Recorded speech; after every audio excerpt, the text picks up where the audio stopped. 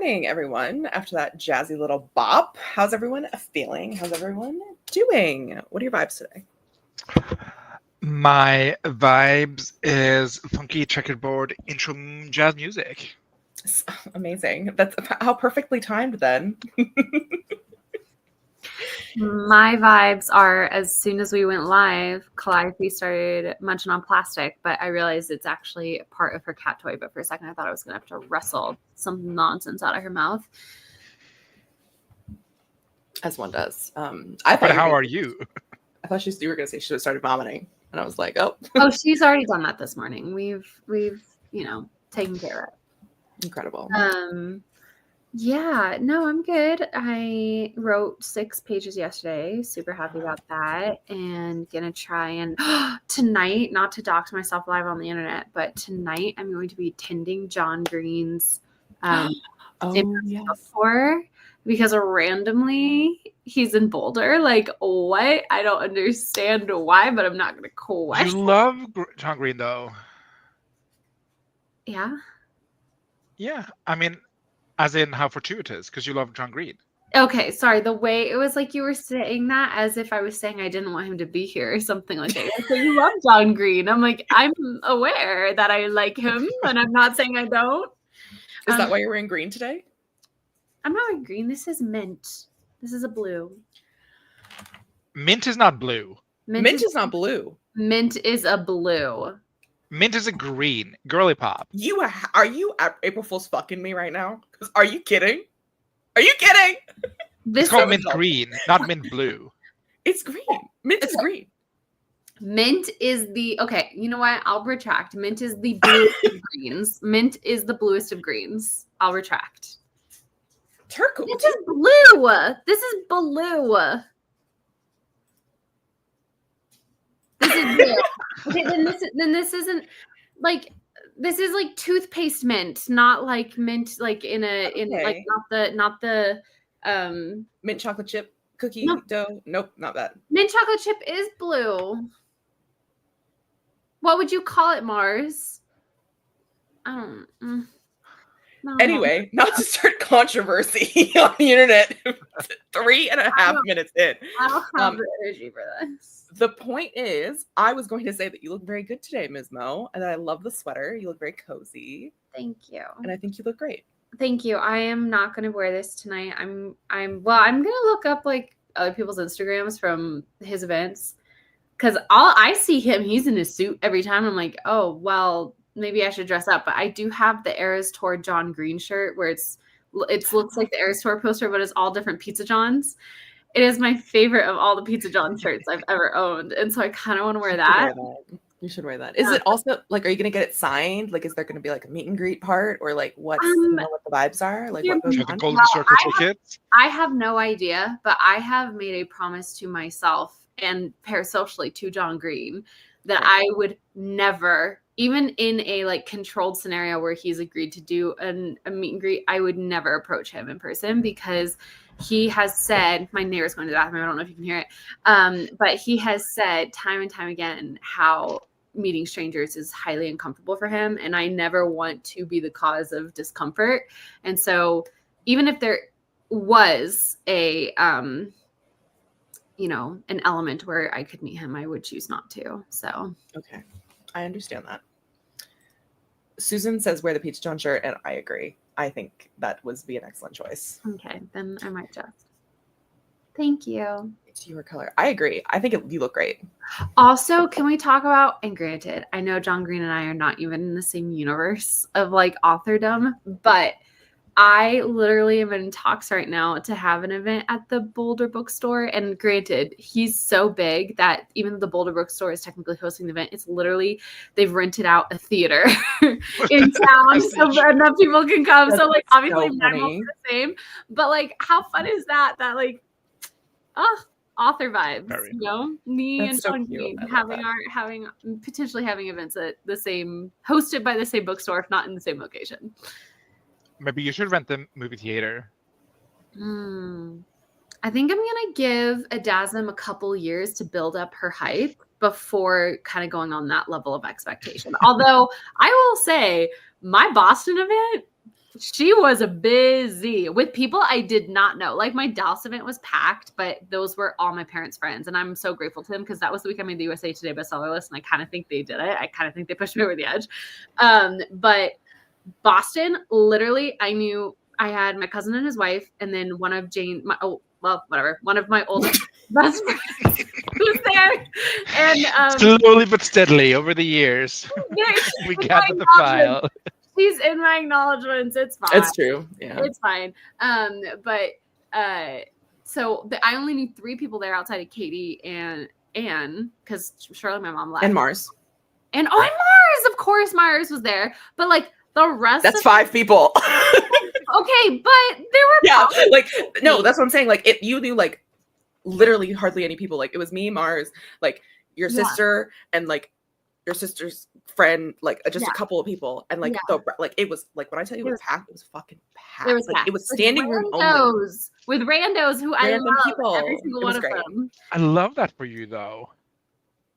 No, it was amazing. Seriously, anybody, Katie, this is highly specific to you. If anybody here is ever thinking about doing a book tour or just a single book event, Beacon Hill Books in Boston, they will. First of all, it is the most cozy, cute, but beautiful, like upscale bookstore you've ever seen in your little life. Like the bookstore in About You is entirely based off of this bookstore because I was so inspired being in there. Yeah. I'm sorry. Oh, I'm sorry.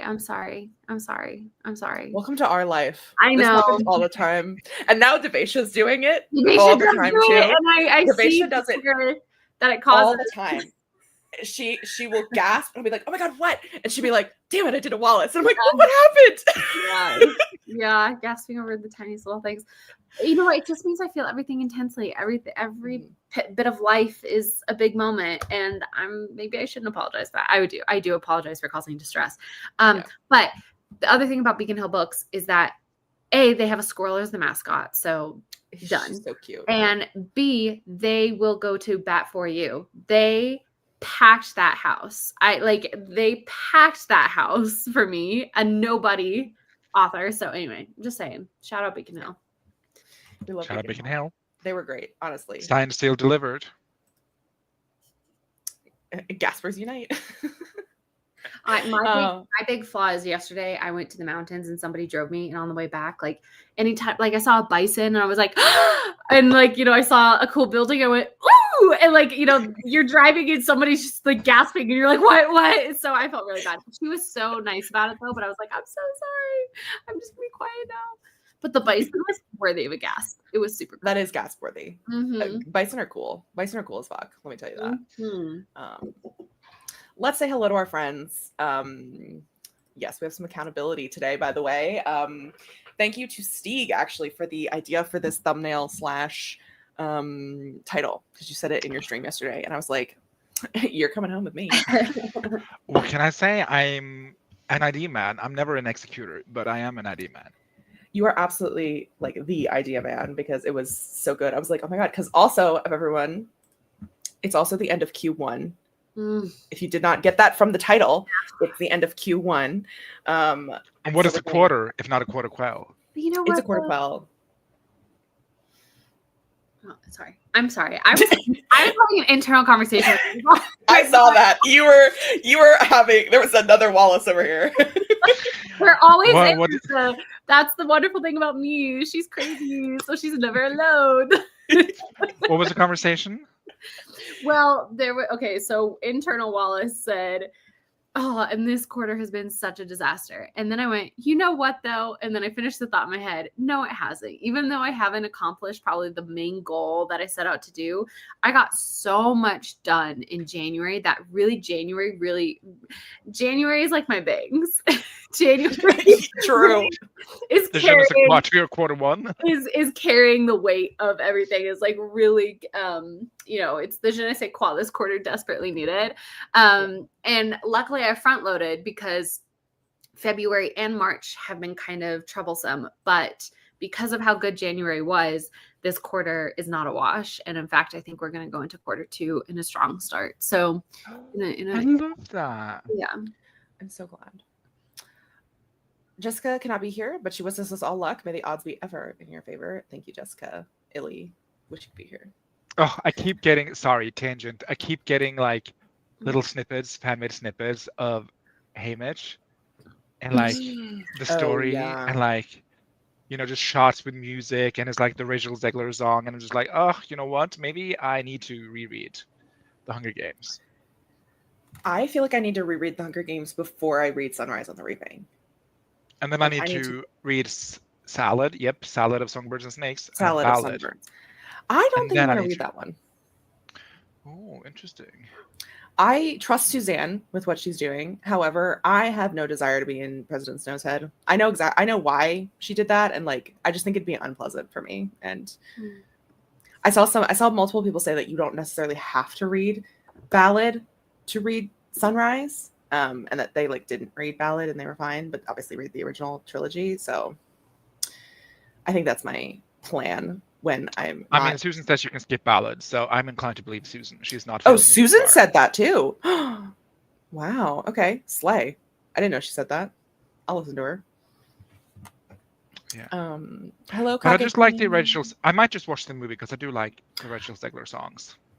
That might be better because I might watch the trilogy. Watch the trilogy. Read the trilogy. Watch the movies, and then read. Sunrise and Snakes, whatever. Salad, not salads. Oh my God. Sorry, what's it called? They wish they had a salad in the seam. Sandworm and Reaping? No. What's it called? Sunrise on the Reaping. Sunrise on the Reaping.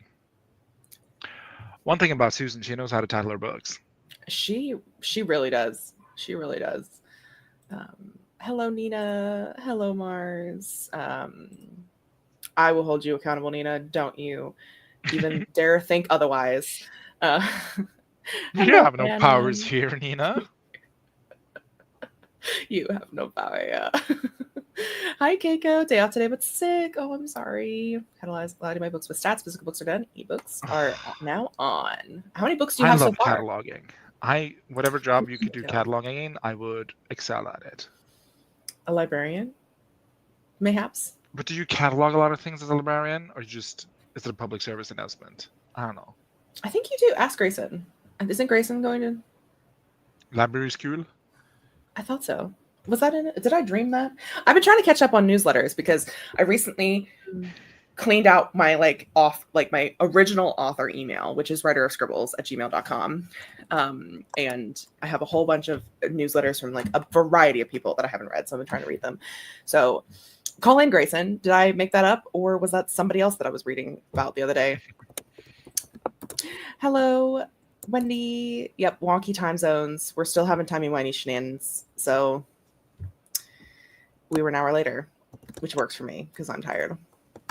Sorry, I'm not done with the librarian thought. I think I would like to be the sort of librarian that Rachel Weisz is in The Mummy. I think that's sort of the librarian I want to be. So like an anthropologist. Sure. Is that what she is? No, she's not. She's a scholar, right? She's an archaeologist, I thought. Or like she like does archaeology. You said anthropologist. Well, she does kind of end up becoming an anthropologist because, she ends up talking to, the ancient mummy. Which is all about like the social aspect. Anthropology is all about the social aspect. I mean, I talk to people. That doesn't make me an anthropologist. Well, no, but you studying. But I did intentionally go to a single frat party while in college for the sole purpose of observing, and I took notes, which that does make me an anthropologist. That is anthropological research, right? Yeah, 100%. 100%, yes. I love anthropology. I actually very heavily considered being an anthropologist in college because I took an anthropology class when I was in high school at the college, and I loved it. I loved anthropology. Oh, I love being an anthropologist. It seems it's so much more fun than archaeology, I think, in my opinion, because I don't like. Weisz was employed as a librarian at the Cairo Museum of Antiques. But she wanted to be an archaeologist, only because right? her deceased parents were the library's finest patrons. I did think she applied to archaeology school because she says she'd been declined by the Bembridge scholars, whatever. Yeah. Thingamajig. But yeah, anyway, that's kind of the job I want. Okay, how are we gonna make this happen? First by inventing a time machine, because I don't think I want to be a librarian/archaeologist in 2025, it would have to be in, circa 18, whenever the Mummy is set. 1920s? Is it the 1920s? It could be. It does give 1920s vibes. I thought it was post World War One. When is the Mummy World War II set? 30s maybe? After World War One, as well as during and after World War II. Nailed it. 1926, according to ScreenRant.com. Wow, just the pinnacle of sources. Coming out of my goal hibernation, and I'm feeling just fine. I'm so glad, Sayla. Let's see. This is so funny. Oh my god, why was my volume so high? I don't know, man. Cause and effect, I guess. Love the funky music. Thank you. Oh my god, another 7-hour stream like Wallace and Katie last time. I got so much done. Well, Fadina, we'll try to get some stuff done for you. We'll try to do some. We're gonna definitely do some sprints, but I don't think it's gonna be as structured as our 7-hour workday is. Nina's eating lasagna. How fun. Very fun. Mars says, last night Jacob and I were like, what is Gremlin playing with in the other room? And when I got to check, it was a screw. We have no idea where she got it from. It was gigantic. She just is a crafty cat. Let me tell you that. Hi, Neon Moon. Hello. Hello. Yes, kitty in background. In my background? In your background, there was a kitten. yes. There was a kitty in your Still background. is. Yeah. Is there? Still is a fur pile in the corner. Oh yeah. Many, many cats in the background. Emily is here. Hello. Morning. Mullen is here. Hello. Oh my god, we have a Grayson. Oh my god, did I like manifest you by talking about your... No, she was here long before. Oh, yeah, you're right. Sorry, I just wasn't down in the comments. Ooh, Mullen's stuck in a stupid workshop about burnout. Have you tried taking a walk? Touching grass? You know what I decided? Jan, Feb, March gives Q2 vibes. I think October 1st should be the start of a new year to accommodate. It's very almost witchy of you, Mars. Yeah. For the Samhain of it all. I think I'm just going to stick to the Julian calendar. I'm going to be real. Are we 20 minutes behind comments? No, we're not. Miranda is fear-mongering. Not fear-mongering. Get it accurately, babe. Oh, okay. I won't say anything about that. About the new what? New newsletter? Question mark? Oh, new gotcha. Newsletter. Good I just read it out loud online. Let me go find it. Sorry. Anna says ballad is so good, but Susan says you can skip ballad. I didn't feel it was necessary. Yes. Have you seen the video where the girl complains that she saw a spoiler for the new book, and the spoiler was that Halo Mitch wins his game? Like, how is that a spoiler? He's in the OG trilogy. This is my villain origin story. This has been grinding my gears for a week. The amount of people that I've seen being like, stop giving spoilers for it. Like, stop telling everyone that Haymitch wins. My brother in Christ, don't read Sunrise on the Reaping if you haven't read The Hunger Games. Yeah. Like, I don't get why you would want to read Sunrise on the Reaping if you haven't read The Hunger Games. Like, I truly just don't get it. Or, like, watch the movies. Like, if you haven't been in a Hunger Games space and, like, know what it's about and know the characters, why do you want to read this one? But I think generally just kind of, at least what I see on Book Talk, like reading comprehension is 0 at an all-time low, maybe. So low.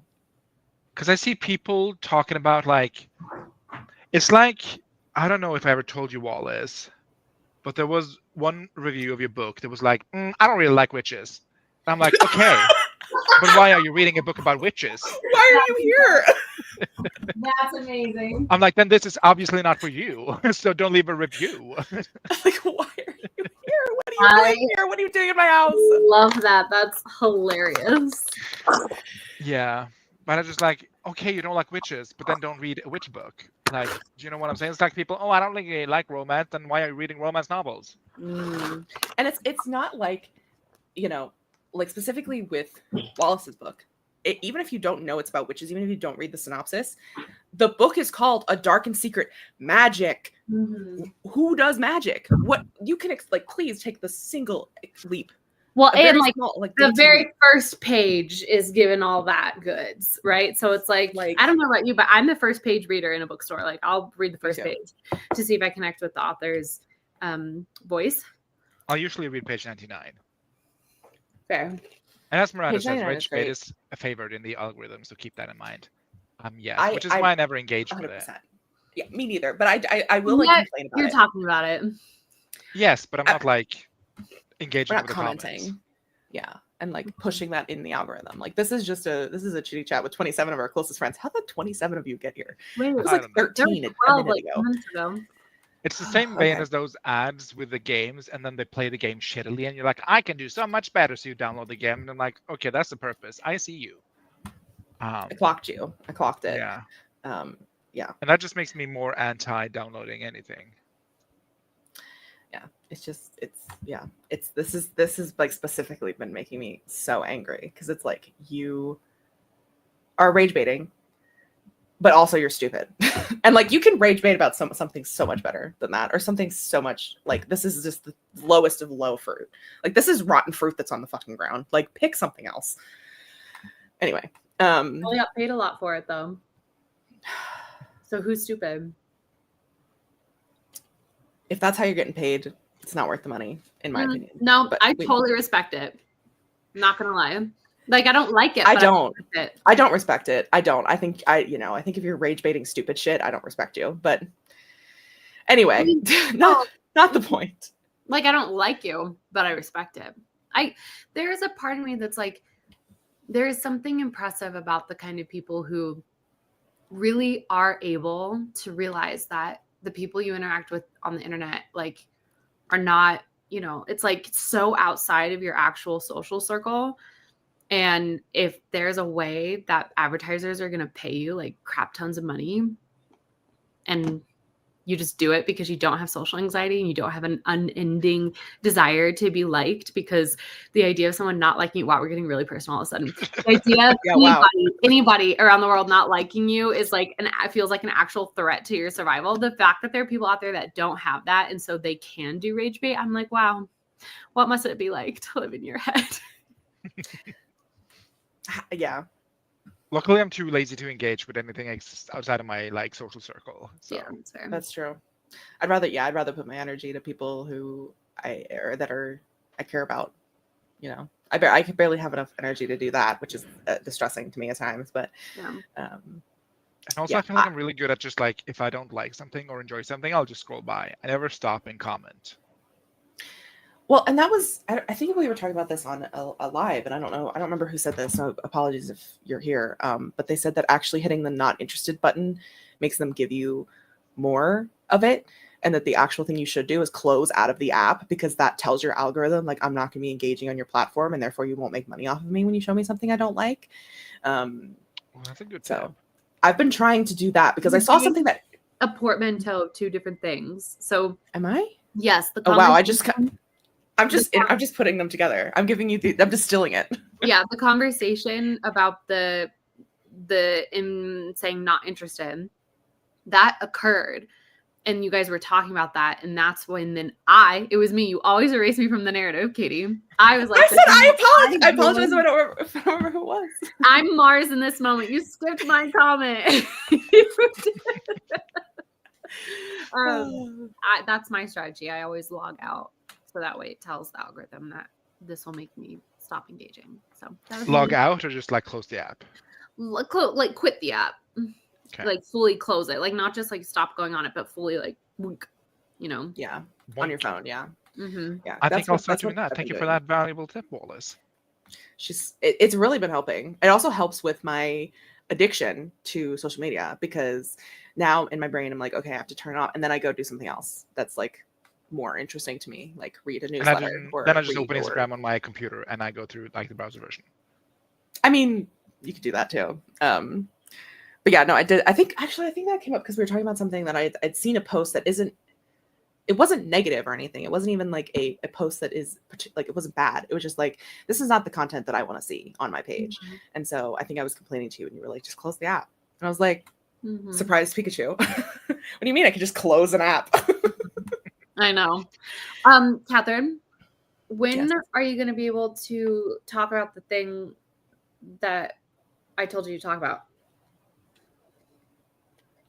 You know how a couple days ago we were like all screaming in the group chat for exciting reasons? Oh. As soon as we get to the end of these comments. Wait. I'll tell people in there. Okay. But are you going to make the content I told you to make? Yes, I am. Okay. I just want it to look good for it, and I haven't really gotten out of bed or like put in any effort in my appearance in the last. Are you okay? Days. I'm a little depressed, but we move. Oh, I'm sorry to hear that. It's okay. It's okay. Have you tried exercising, touching grass? No, I say this with absolute love because it's what I'm going through. Is it PMDD? Are you about to get your cycle? Is it hormonal? No. Oh, bummer. Sadly, I am ovulating right now. Oh my God. That is bad. That's when you're that's when you're supposed to be at your highest. I realized this yesterday and I was like, oh, this is a problem. We need to jump on this. Okay. I know. I have a therapy appointment tomorrow. I'm not trying to be critical. I'm just telling you. No, I'm just saying. I'm telling everyone. This is why I'm not like, but anyway, just as like, so people aren't concerned for me. Like, I'm fine. Mm-hmm. I do have a therapy appointment tomorrow, and I have, whatever. Anyway, we'll talk about the exciting thing when I get to the bottom of the comments. So that's your reward, people. If you're cataloging a librarian, there are different positions in librarianism. And Grayson did finish a master's degree in informational library science. So remember. Love that. Hi, Amanda. Yes. Welcome. How's baby Kelly doing? I don't think Amanda has a baby, does she? I forget. Yeah. Yeah. What?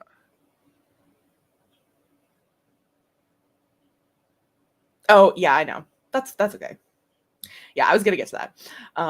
Maybe we should start our own actual troublemaker library, like make it a physical thing, and then you and Grayson can be librarians. Current content: 2 books. Yes, I did know this. I've been thinking about privating it. I haven't used it in 6 years, so it doesn't super whatever. And I've looked back on it, and I don't think there's anything on there that I'm gotta keep this a secret, But maybe I will close it just because there are pictures of my friends and stuff from high school and college that maybe wouldn't want to be seen on the internet by a lot of people if things did happen. Anyway, if you set it to private, maybe I don't know. That's what I was gonna. Yeah, I was more saying that as me realizing maybe I will private it. Gotcha. I was coming to that conclusion.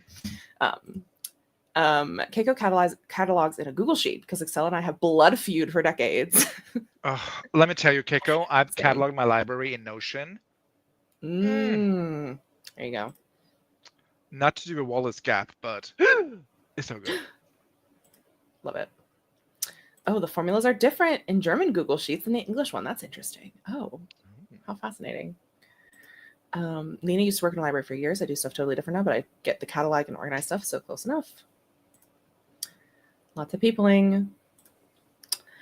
Keiko's minor at uni was cultural anthropology. One of the courses was coexistence of humans and animals, and my teacher got permission to bring her dog for the semester's lessons. Oh, that's so adorable. I love that.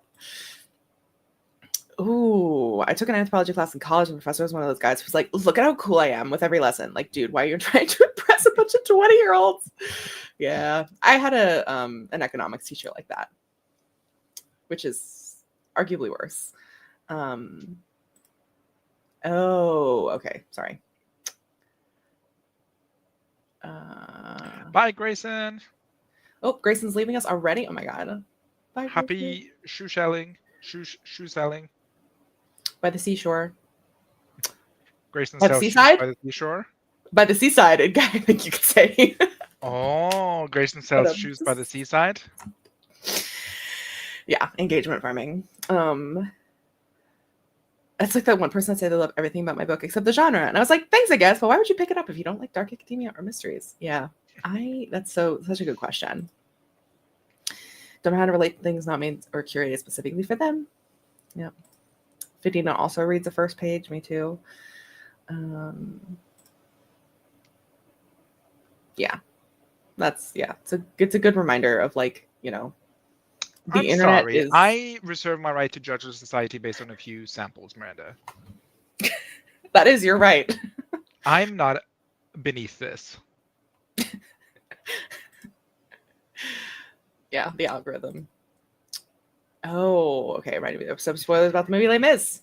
The book is old. It is also based on history. I teach high school and can confirm reading comprehension is an issue. Oh, I'm so sorry, Susan. You are doing the Lord's work. Yeah, the algorithm likes those type of videos. Yeah, silent treatment. I've been using that interesting book, but never used the interested because it's another business, but I'll do that now. There we go. Hi, Malika. Welcome to this chat. Reminds me of the discourse about someone asking, what do I do if I don't like beans on a bean soup recipe? I did see that. Yeah. Where it's like, I don't like beans. Why are you showing me this? And it's like, okay, just scroll. Oh, I do that with YouTube when it shows an ad I do not fuck with. But then I'll start doing it with Insta. There you go. I think some of social media is rewarding short attention spans and visual audio format. I'm sure that's not the only factor. Yeah. Your face is everything. I don't know what your face was I doing. have no idea what was I doing, but I'm so sorry if it was offensive. It probably was, because I do a mean stank guy. We're so close. Thank you, Malika. Oh, Laura, I'm so sorry. I got a lengthy rejection from my R&R for my middle grade horror. And I believe this is Wallace. That's that. I also, if you would like to talk about it, you are more than welcome. I mentioned it because I clocked the location on the photos. Oh, thanks. Yeah, that's a good point too. That's a great point too. Commitment R&R requires rejection. Yeah, it does. Yeah. It did give a lot of feedback, so that was nice. I'm thinking of shelving it though and keep focusing on my adult novels for now, keeping it in my back pocket when I'm agented and hopefully published. I do think that's yeah. Sometimes that is the best thing you can do for yourself and for your career. Speaking as someone who has shelved many projects. Okay, the exciting thing, everyone, is drum roll. That my debut novel, Backhand Compliments, which comes out on June 10th, 2020. You wrote a book? I did. Can you believe this? I wrote a book, and guess what? It's getting published by Atria at Simon & Schuster. A big five? Big five! And girl, you did that. I did that. And she's my baby, and I love her. Okay. Announce. I got a review. Oh, rave. A rave review. From Publishers Weekly. Yay! As you should. That is your damn right. When is it coming out? Like being published? It's already out. What? It's already on Publishers Weekly. How did you not make the TikToks? Oh wait, we covered this. We established this. Let me pull it up for you all, and we can look. Let's just read it in public live on main. Is that too much? Yeah, why not? No, let's do it. No, it's not too much. I nominate Stieg to read it. Let me pull it up. I am the least lesbian of us. I love your voice. You have a great voice. You do. No! Clown behavior. That's amazing. That's so funny. Okay. I guess I'm subscribing to Publishers Weekly. I swear to God, I already was. Anyway, No, here we you sent go. us a picture in the group chat. Can you just put that up? It's up now. Like, here we go. Oh, okay. Like, here it is. It's fine. It was, yeah. Anyway, so. All right, Stieg, take it away. $18. Wow. Okay. She's cheap. Sorry. Chandler debuts with a magnetic queer enemies to lover romance with a fantastical twist derived from a popular fanfiction trope. What if everyone was born with the soul mark, the first name of their soulmates tattooed on their wrist? Rising tennis star Luka Kasich, who has Juliet marks, and Juliet Ricci, whose mark reads Luka, come face to face for the first time when they compete against each other in the final of the Australian Open. When they shake hands, the electricity of their touch confirms their suspicion that the names on their wrist refers to each other. While Luka would be happy to get to know Juliet, Juliet longs to make her own choices. So she books Destiny. Where was I? She books Destiny, refusing Luka's attempt at friendship. What follows is a well-plotted, steamy sparkler of a romance that will reward readers who can suspend their disbelief about the premise. Tennis buffs will especially enjoy the in-depth look at the professional circuit. Chandler is off to a great start. Yes, she is. Slay. So, yeah, and that's you, Katie. That's your book. That's me. And for anyone who doesn't know, Publishers Weekly is quite a little bit selective with the books that they review. And they also, this is not a paid review. Like, my publisher did not pay for this. This is a real romance reader who works for Publishers Weekly, who reads these books and writes reviews for them. Like, this is all like it's anonymous. So many people pay attention to these reviews, librarians, other acquisition bookstores. Like, this is so huge to get. This is a trade review, right? Technically, yes, it's a trade review. It's like Kirkus. Like, people always say, like, a Kirkus star. Like, this is a similar, like, a rave level, a rave review. Yeah, it's absolutely. My favorite phrase, other than Chandler's off to a great start, because I agree, but my favorite phrase is steamy sparkler of a romance. I love that. I know, it's like, what? Although it's so funny, the reward readers who can suspend their disbelief about the premise is so funny to me. That is very amusing.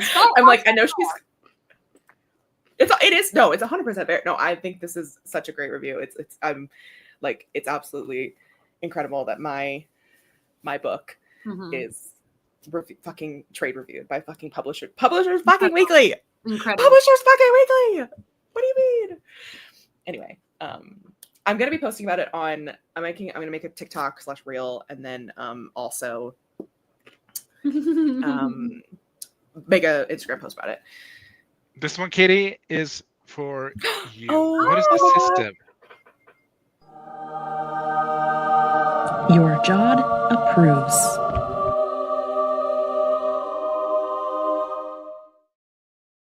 That was so special. Gorgeous. Thank you. Yeah, no, I said to Miranda, I was like, I know my book's called Backhanded Compliments, but like, you didn't have to backhanded compliment me. It's a joke. It's a joke. I think it's an absolutely fair thing to say. Yeah. Let's see. Let me just go through all the things. Oh my God, so cute. Yes. Thank you, everyone. I know. I literally I don't even know how to process it. Like, what do you mean? What do you mean? Hell yeah. Woo! Kind of underwhelming because I expected no less, TBH. Like, of course you'd get a rave review. What do you mean this is news? Oh, that's so funny. I love you, Mala. Thank you. Yeah, the block was very funny. Absent chat. This is also funny. Got a Google alert for it. That's hilarious. Slay. Ooh, oh my God, please ask away. I love answering questions. We're 40 minutes in, haven't done a single point, but I'll answer a question. I guess you and me sit this one out, Wallace. Yeah. I guess. I'm just munching over here. I assume it's a world building question about BC. Is my assumption. Thank you, Eva.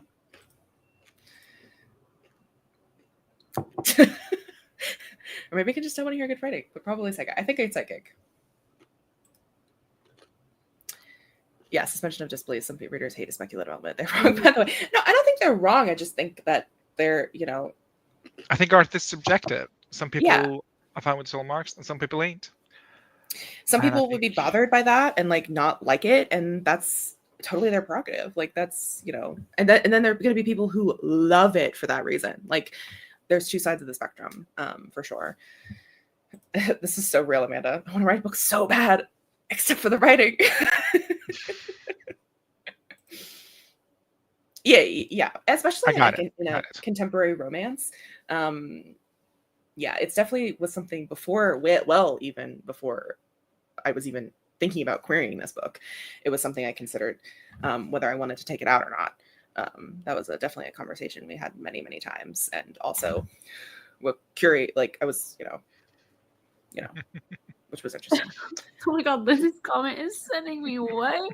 I got a hilarious one for the GLAAD twist. It was like, Addie, a fat girl and her fat mom. What? I mean, The Glass Witch is so good. Everybody should read The Glass Witch. Everybody should listen to the Glass Witch audiobook. So well produced. I'd have to do that. That's true. Miranda hates a speculative element. And yet. Oh, I feel Katie's success is my own girl. I'm so hyped. I'm so glad. That's why I love this community. I think we were talking about yesterday. I loved your chat yesterday, by the way, Steve. The book talk. Thank you. It was so fun, so good. I literally felt like I was back in my creative writing class because those are the kind of straight from Grape's car. Straight from her car, from Camille. And yeah, we were the jealousy, talking. That was one of the parts of the book you were talking about. And it's like, yeah, I really feel like our community, at least from what I have seen, does not struggle with that because it's like this. It's like the success feels like our success, sweetie. Which I love. Oh, fascinating. If someone doesn't have a wrist, where would their soul mark be? Oh, would that's you just interesting. never know? I think I have two answers for this. I think if a person is born without a wrist or like an arm or something, or like if a person is born without it, I think it would manifest somewhere else on their body. If they're born without it. If you are, I specifically know this because I did write a previous soulmark story where someone does lose their arm. And if you have a soulmark and then you obviously lose that limb, your soulmark is gone forever. Good. It does not remanifest. Wait, but then I have a question though. But that doesn't, like, your soulmark doesn't control the love that you feel for your soulmate. Like if your soulmate has your name on it and you don't have their name anymore, but you go and you meet them, your name will still turn black on them. Yes.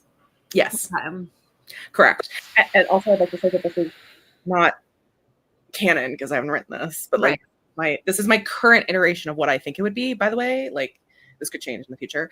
But yeah, I think so like you're, lose that limb that it's on and you touch your soulmate, like theirs will still go on and you'll still know if they tell you, if they want that, if they tell you. I think you'd also feel it. Like I almost wonder if it'd be like a phantom limb situation. Or like you feel that going certain or turning black, the limb vibe. It depends. It depends. If your soulmate is alive when you are born, you will be born with the soul mark. If your soulmate is not alive, and it will manifest when they are born. Okay, not to pile on to this world building questions. Yeah. Oh, sorry, Wallace. Please do. I love it. I was gonna do the same of a pile on. I was like, I'm always so intrigued about what is the actual metaphysical element. Like, is there in the higher planes, are all soulmates hanging out in like the celestial garden, and then one is like, okay, I'm gonna go do a bop down to earth for a little bit, and the soulmate is like, okay, I might join you this time, maybe not, but maybe I'll show up in a couple years. Like, I'm so curious. It's the higher elements of it. That's why that was always my biggest thing with Katie is like, the implications, like there's like, and then it's such intense philosophical implications in this universe. And then it makes me laugh when the characters are like, I have to win the US Open or else my life is important. It's the camp. It's my perspective. I'm begging you. Yeah.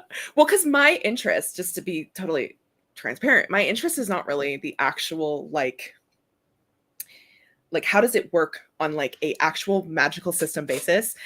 Mine is how does it work in a cultural standpoint.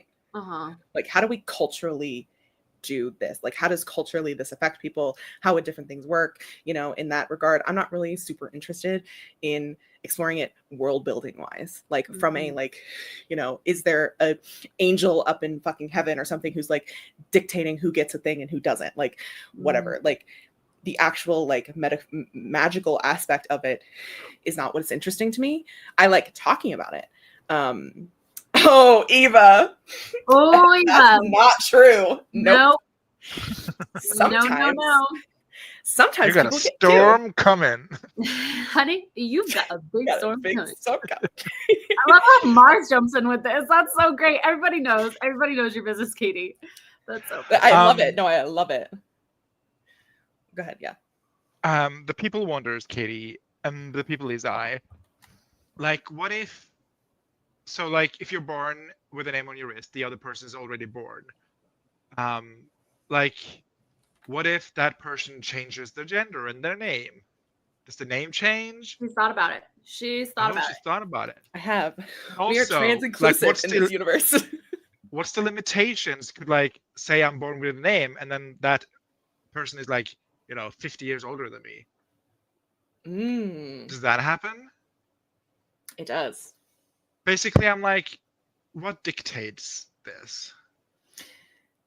To answer your first question, the way that I have set it up, I'm exploring this in book 2, not because Ariel is, sorry, one of my characters is Ariel, not because he's trans, but because names can mean a variety of things. And the way that it works is that, so, I'm trying to think of the best. I mean, it's so in Ariel's case, like he goes by a different name, but he has not met his soulmate yet. And so when he touches his soulmate for the first time, when that person takes the wrist wrap off and shows it, it doesn't have the original name on it anymore. It has his chosen name, which is Ariel. It does not have Salvatore on it anymore. So if you were trans or genderqueer, or even if you were a person who hated your name and like just was like, this is not my name, this is not who I am, like Ariel's like, I don't go by this name, I hate it, like this is, I want to go by my middle name. What about Spanish people with 3 names? Well, it's just your first name. It's just your first name, no matter what? Yeah, it's just your first. Yep, just your first name. 100% Okay. Just your first name. And so basically, so if you were trans and you met your soulmate and you were together and you had not transitioned and had not chosen a new name, the first time you touch your soulmate, even if you have touched before, it will change the name on the wrist. So like, you know, the name would change regardless. Like, and it doesn't have to be. And how does that work on a cell level? And at what? Who okay, cares? that doesn't matter. But what I want to know is at what point does that happen? Like, do you have to first go to county, like city hall, No, for your name, or is it like, could I literally be like, today my name is this, and I touch my soulmate, and the name changes on the wrist, and then the next day I'm like, today my name is this, and then okay, it's fine. Yeah. Well, because it like literally, you know, it's whatever you decide, like whatever the person decides their name is, that's the name that's going to be on the wrist when they touch them again. Like that is just the way that it works. Like, you know, like whatever their intention is, you know, whatever they want it to be, whatever their name is, that is what the name that will appear on their soulmate is. Okay, so sorry, this is getting so like into. I love it. Relevant. I love it so much. So like, say I changed my name and I thought that I wanted to change my name to this thing. But then, like, the subconscious me knew that this was not the name for me. So I'm like, oh, by the way, you can call me, like, Bob. And then we touch hands, and we're soulmates, and the name doesn't change to Bob. And I'm like, oh, wait, I thought I want to be called Bob. Do I only have to speak it out loud? Or is it like tarot where there has to be an intent behind it? Like, anyone can pull a card, but if you don't mean it, like, what's it all for situation? You know what I'm saying? I do. And unfortunately, I don't think I'm the person who can really explore this within fiction or like even really answer that, because I am not a person who's ever changed my name. So like, I don't, okay. I feel like I feel like the reason. Alter name. Okay, but that's my last name. That's not the name that'd be on the wrist. I think my soulmate would have the name Catherine, and I'd be fine with that. Because I do feel like Catherine is my name. You know, what is it? The reason I hesitate for that is you that think your name is Catherine, not Katie? I think it's both. I think, but if I had a soulmate, I think Catherine would be on their wrist. Yeah. Well, then now I'm going to start calling you Catherine because clearly I've been calling you by the wrong name. But you can have multiple names. But like, what is the true name? I think whatever name you believe would show up on your soulmate's wrist is the name that you would want to be called by.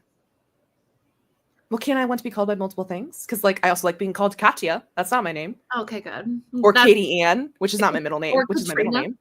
Katrina. Or that bitch.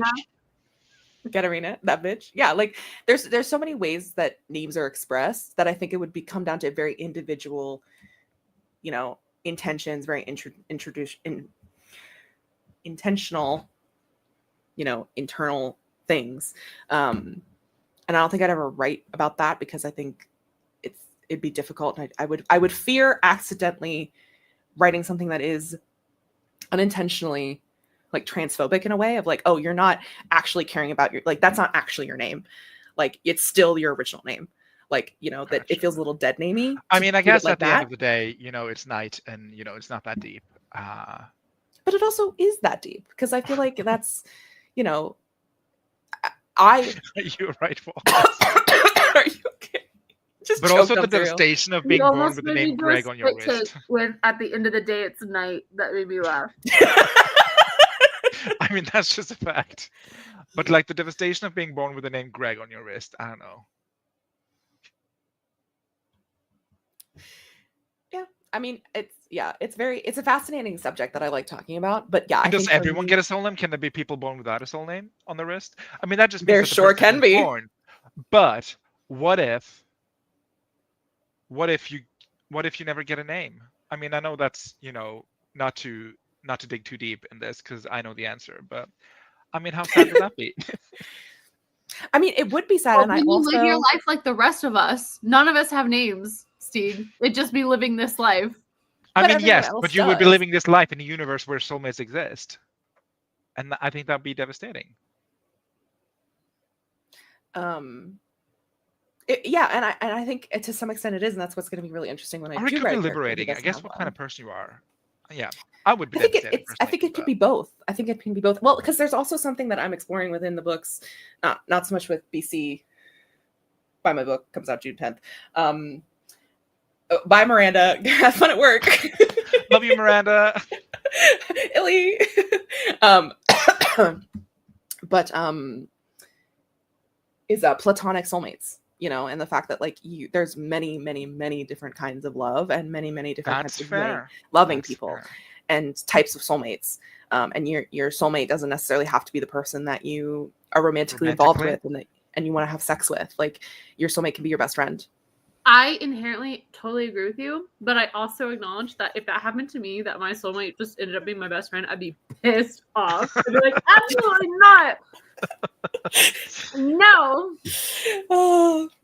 So yeah, we have had our name on our wrists, the troublemakers. The four of us. I have thought about this, and I'm being so for real. If we're taking it out of the romantic context, I think the name that would be on my wrist would be my sister's. Oh.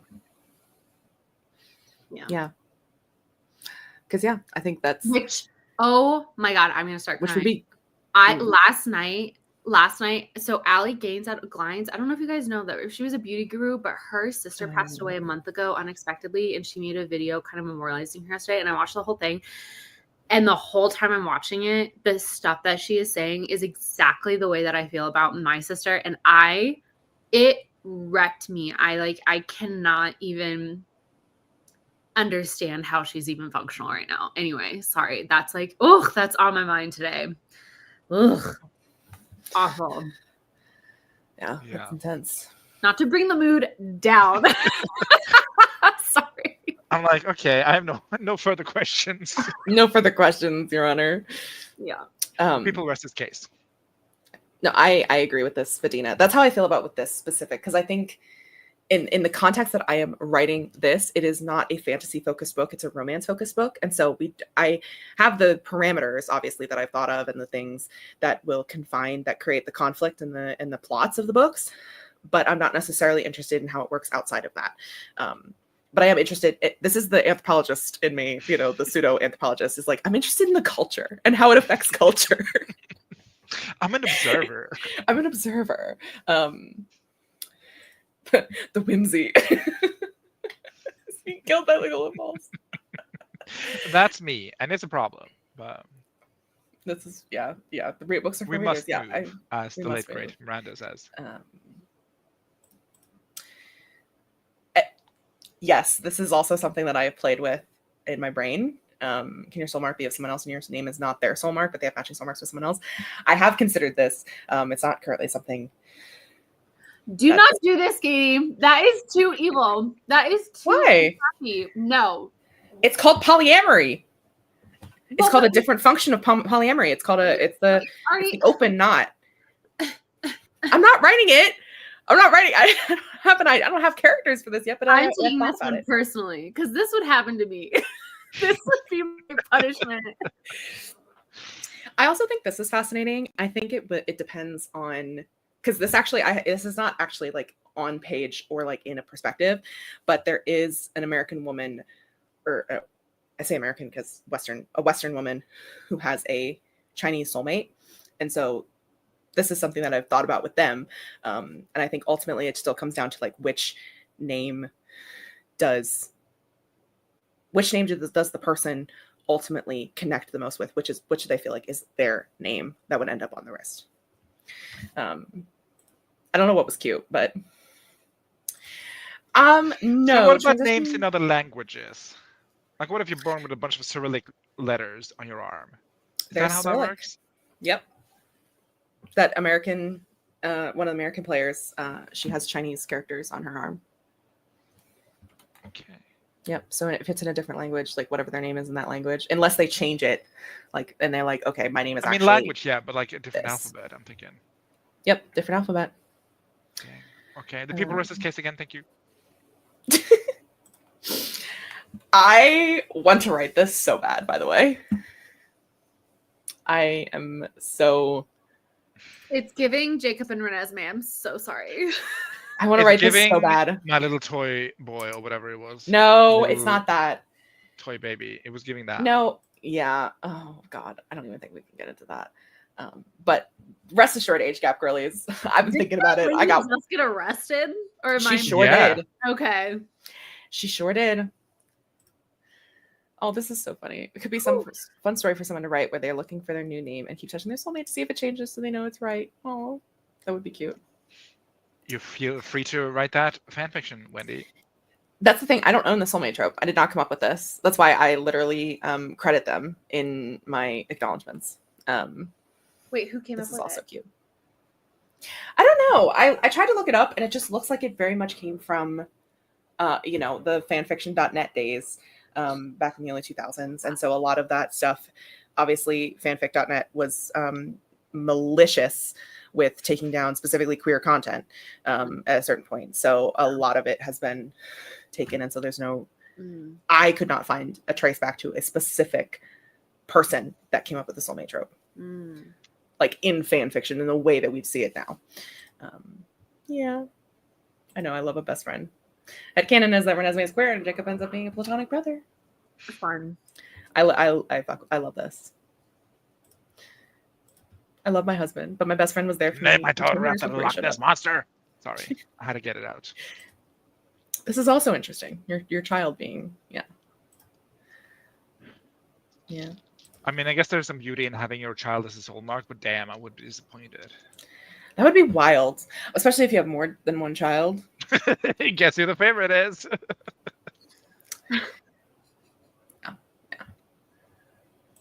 Huskin fanfiction then.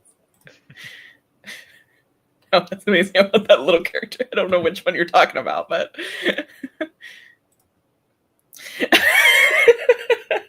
Mars, I want to so bad.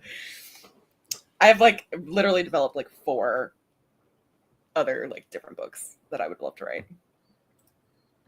Failed marriages, interesting. Mullen. Yeah, exactly. Like that's kind of, I have certain things that I want to explore within my own books that I know that I think that I would be comfortable doing, and I think I am equipped to do. But there are definitely certain things that I think other people will like to explore. What if you like fake it? You get a tattoo of a person's name just to please them. Like, look, your soul marker's here, and then you trick them into loving you. Well, they'd have to have your name on their arm too, and it'd have to turn black. I mean, yeah. Oh, Lindsay. I'd cry. Oh, Lindsay, please write this. I'd cry. But also, that's devastating because the dogs don't live as long. That's devastating, Katie. That's devastating, and not some of these actual torture horrors, like House of Horrors, that you've divined for some of your characters. What House of Horrors? What Oh House my of Horrors are you God. talking about? I haven't killed anyone's soulmate. I haven't killed anyone's soulmate. I can't. I haven't. I've not killed a single I soulmate. have a specific character in mind, and you know who it is. You know what you did. Invisible String. Oh. That's not horror, though. Yes, it is. It is horror. That is horrifying to It's me. horror to me. This is also true. Not immediately. Like, Not to me, Mars. Not to me. That's the whole point of a soulmate, Mark. It's like, okay, look, you guys are destined by fate to love each other. There's no friction at all. You can just jump right into loving each other. Great, go.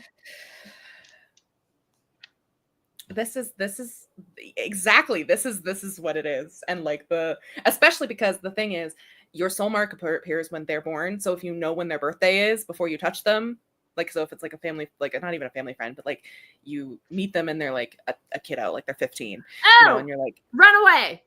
Yeah, obviously, like, run away. Sorry. So you would know, I'm highly distressed. They're my soulmate. I'm not going to get anywhere near them. Like, fuck no. But some people would. Mm-hmm. That's the thing. Well, I mean, that's also, you have to reckon with, you know, what about people who are in abusive relationships with their soulmates? That's also a tough thing. What about all the happy ever afters?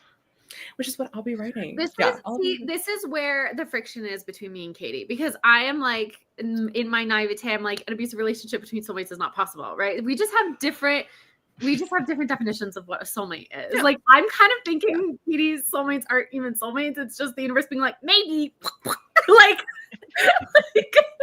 you two, now kiss. Like, what?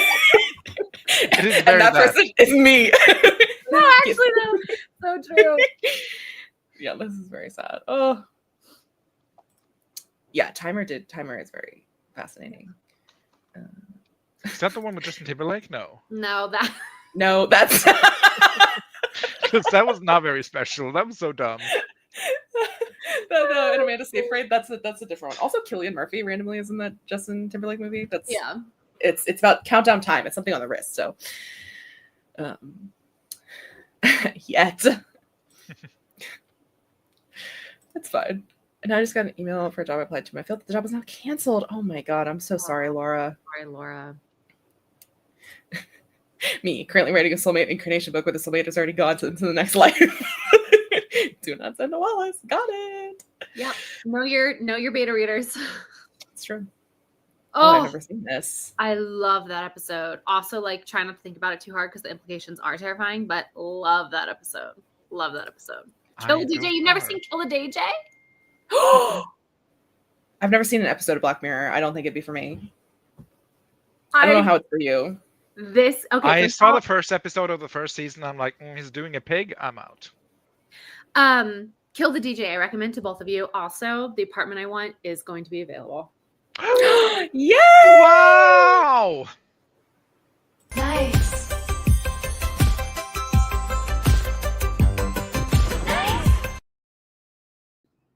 Yay! This is my point, Sayla. This is my point, Eva. They can't have dramas that come out of addiction, abuse, etc. Yeah, Ava, that's exactly what I said. No. Did she stutter? Obviously, there's room for nuance, but it's, you know, I don't. Katie and I just have different definitions. Yeah, and that's fine. And honestly, if Wallace wanted to write a soulmate trope book and have it be the way that she wants it, that is, you know, I will still read it and love it. And, you know, art is subjective, and, you know, I don't own the soulmate trope. Once again, I don't own this. I'm not the end all be all of anything. Oh, the two parents that never had a soul mark for each other, but when their kid is born, the kid's name pops up on both their wrists. I love all these micro stories we're getting. I love it too. This is why I fucking love the soulmate trope. It's so fun. They still decide. The free will is that they'll still have the mark, but you can do whatever you want to the mark. Like if something happens to the mark, like I said, with like if your arm was cut off, or like say if like it's a, if you like. But does it like cut it away in like some way? If you ignore the calling, basically, does it hurt? No.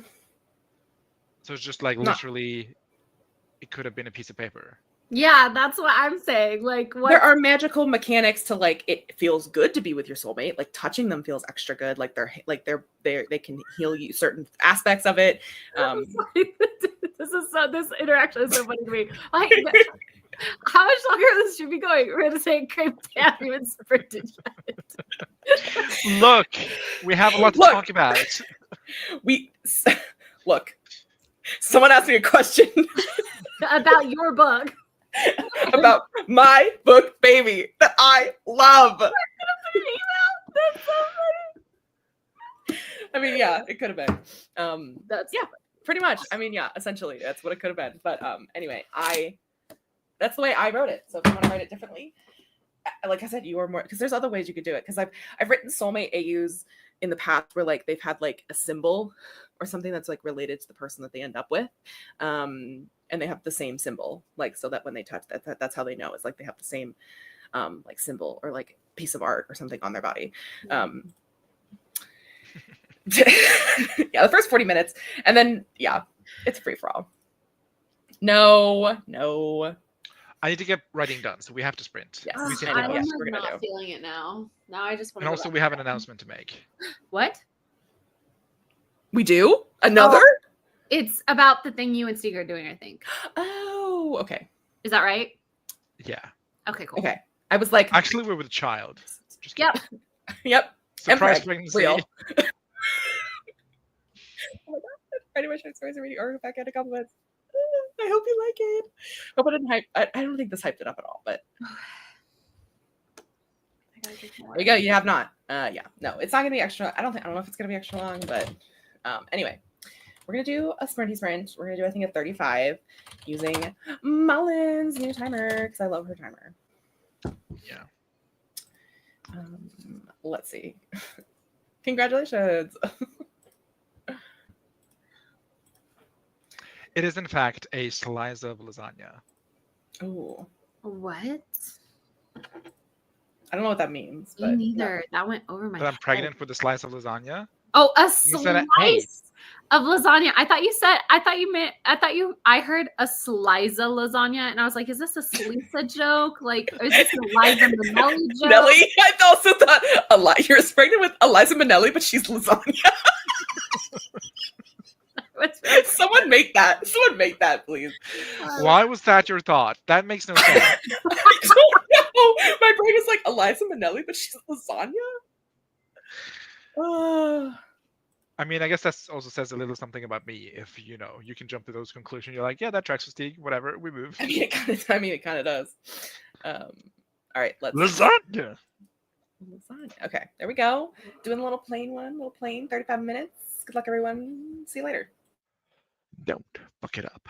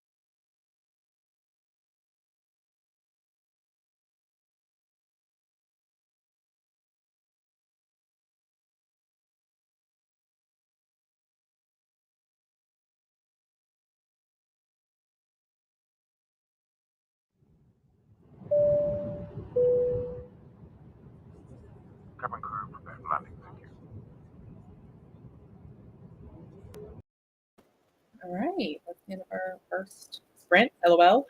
How did everybody do? I did well. No, I didn't. I did nothing. I feel I did something. I'm throwing a baby shower in a couple weeks, maybe. And so I did some work on that. But then I also just kind of like vegged out. I don't know. I was so energized at the start of the stream. And then by the time the sprint came, I was like, I don't care anymore. So no, I'm sorry. We're talking too much. No, that was not meant. That's not what I was trying to say. It was just that's not a commentary on you. It's a commentary on me and my changeability. And your what ability? Changeability. Changeability. Gotcha.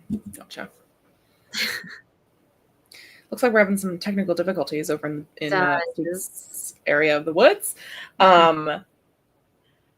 Anyway, I got Boo Boo. I now have a Boo Bear next to me. He's hanging out with me. I said I have an Icarus. Oh my gosh, we just have our animals. I wish I could hold Boo Boo like a baby like that. Like I wish desperately I could. You used to be able to. And he's too big now. You can try. Or do you just need to lift more weights? He won't let me. That's what I love about little Kay is that she never got big enough. So like she's just a little baby thing, and so I can hold her like a baby. She's cute. He's digging a hole now. I can hear it. Steve, how did you do? I crammed out my daily word count in one sprint, so I'm happy that that's done. 416 words. Slay. Love it. How do you feel about them? They are words in a first draft. That's how I feel about them. That's all they have to be.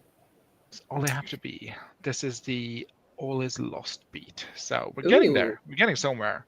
Not towards our quarter goal, that's for sure, but that's okay. It happens. As long as you do something, you won't get shamed. That is a lie, but I don't know. It depends. I'm feeling benevolent today. Benevolent. Also, I'm repainting my nails because it's nail day. Did you do the thing? No, she didn't do the thing. What thing? What am I supposed to do? What? The thing I sent you on Instagram. Oh, no, I haven't. Oh, no, I didn't yet. Oh, no. I forgot. That'll be next time because I did actually already. Here's the thing. If everyone was at my Friday stream, I gave you guys the illusion of choice where I let you pick between two things. However, I was always going to paint my nails with I had two options and I gave you the one option and I painted it then. But now I'm painting it with the other option that you didn't choose. So I'd already had this planned. I was like, just going to let you pick which one came first. So now we're repainting with the other one that you didn't pick, which was jet black and then a really sparkly, cool top coat on top. Cute. Anyway, so yes, I will do the pet themed one next time. I'm going to put it on my, I have a spreadsheet of every single nail polish that I've been using this year because I'm trying to track how much I use, what I use, and what colors I wear most frequently. I don't know if anybody would give a shit at the end of the year, but I am tempted to do a recap of I love a good nails. Wrap. So Katie's nail nails polish wrapped. Absolutely. Sign me the fuck up. So, because I think, yeah, so if I do that one, the pet one, oh my God. Speaking of pets, this man is so loud. He's digging a hole to China. I don't know why. He was laying comfortably and now he's not. Anyway. Oh, goodbye, Wismo. Wallace. So yeah, I'm gonna do the pet one. Boo Boo, please just lay down. Please just lay down. Yes. And then Hollow Taco came out with a new collection on Saturday, so I ordered that, and that'll be coming in the mail. So that'll be what I change my nails to. After will be a manicure with all of those because I love nail polish. Anyway, that's what I did, and then I also did some writing. But how many words did I get? I did not get very many because I just started. I got 38 words, so we're definitely doing one more sprint. let's see how everyone else did. And then let me see. Here we go. Oop, actually, we had a Froggy join us. Hello, Froggy. Ribbit, bestie. Bestie, how you doing? Back from a hard day's work of harassing birds. I love it. As you should. As is your right as a frog. How is Also, Marsh hi. Life treating you? How is Marsh Life? Also, hi, Miley. How are you? I don't think I said hi to you, but I think you came in because you said the kiddo was asleep, and I just missed it because there's a lot of people. Also, this is so true. I'm pretty sure this was you, Nina. I'm pretty sure it was you. But also, I've been here and done that. I wrote a murder mystery in 2020, and I just 2 years ago. So it took me 3 years to come back to the murder mystery. And it wasn't even a particularly complicated murder mystery. It was a serial killer. So, like, they're tough. Let me tell you that. Biggest old crime? It sure is. It sure is. I wrote it in 2020 and then was terrified of it for 3 years. So, but it's daunting. You can do it, though. I believe in you. Mars had breakfast and recapped the entire BC versus Soulmark lore conversation we had to Jacob. I hope he enjoyed. That's what he gets for not bringing you toast 3 years ago. It's true. The grilled cheese. Yep. If he has any questions, feel free to ask. Feel free to email our editor.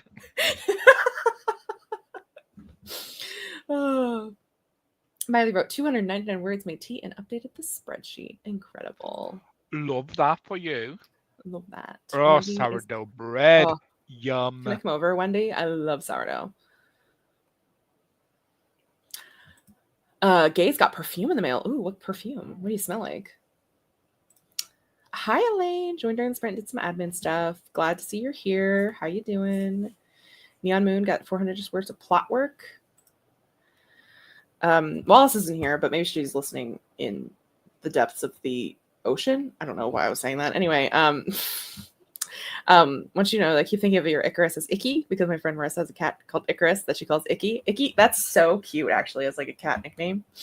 I hate it, though. Icky. I don't know. Kind of like, I don't know, it sounds like ick. And that's not cute. But like for a cat who's kind of like gross, sometimes cats are icks.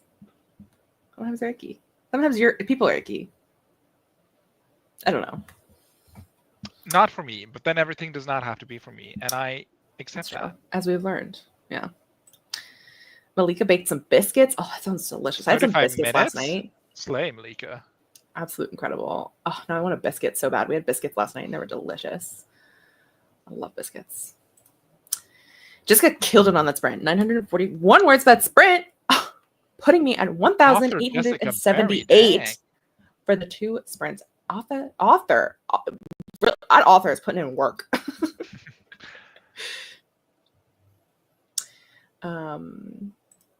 Gaze did some light maladaptive daydreaming while stressed. Now I need to make the most devastating historical romance ever. Please do it. Ooh, or sci-fi that leans more towards fantasy. Go into your historical romance era. They're so different. But go into the devastating historical romance. I love historical romance. Yes, thank you, Wendy. I know Wendy will be there for me, and Lindsay. Oh my God, and you as well. 3 people.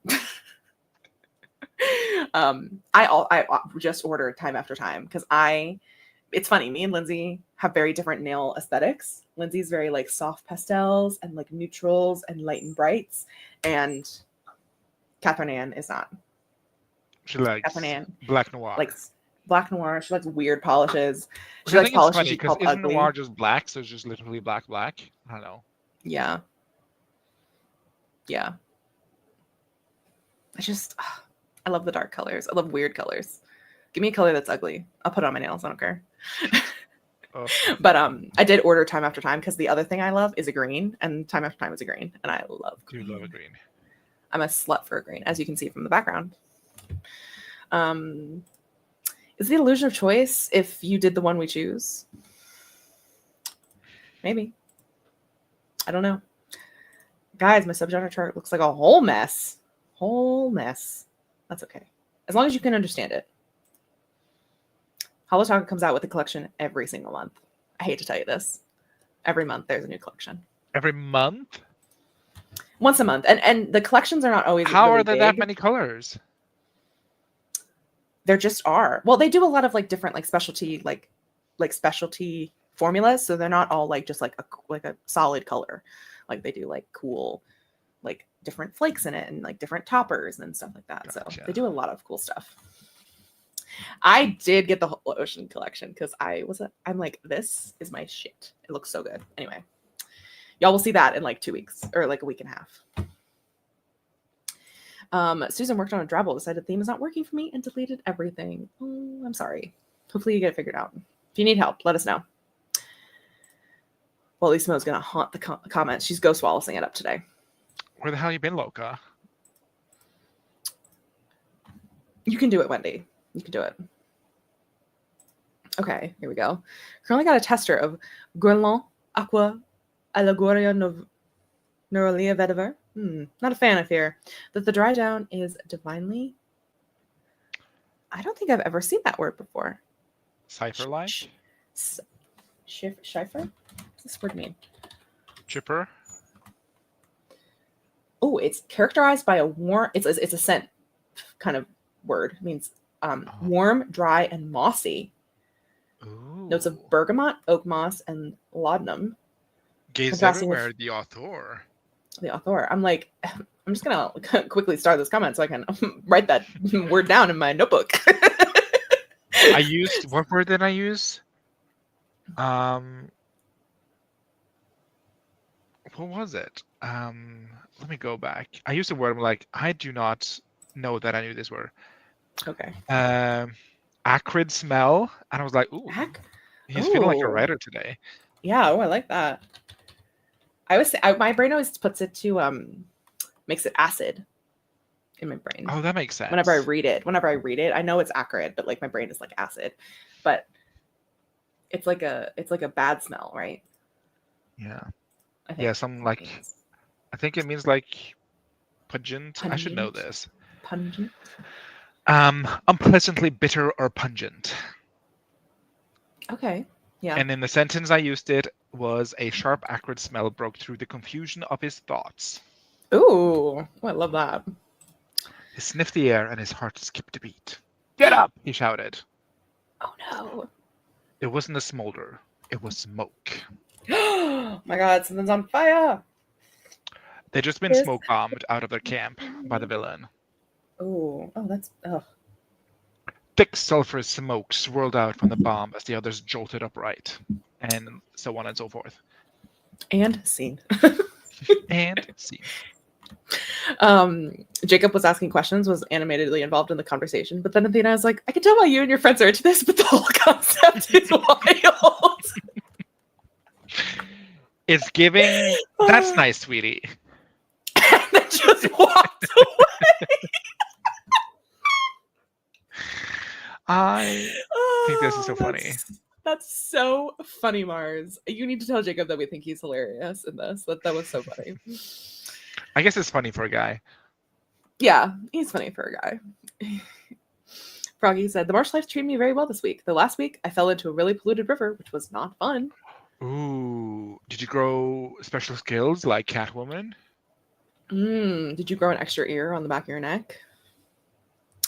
Did we watch the same movie?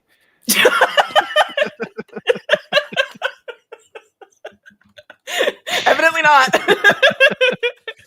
So I'm talking about the Michelle Pfeiffer one, and she did not grow an ear on her neck. Also, what kind of cats do you have in Pennsylvania? They're eating the cats.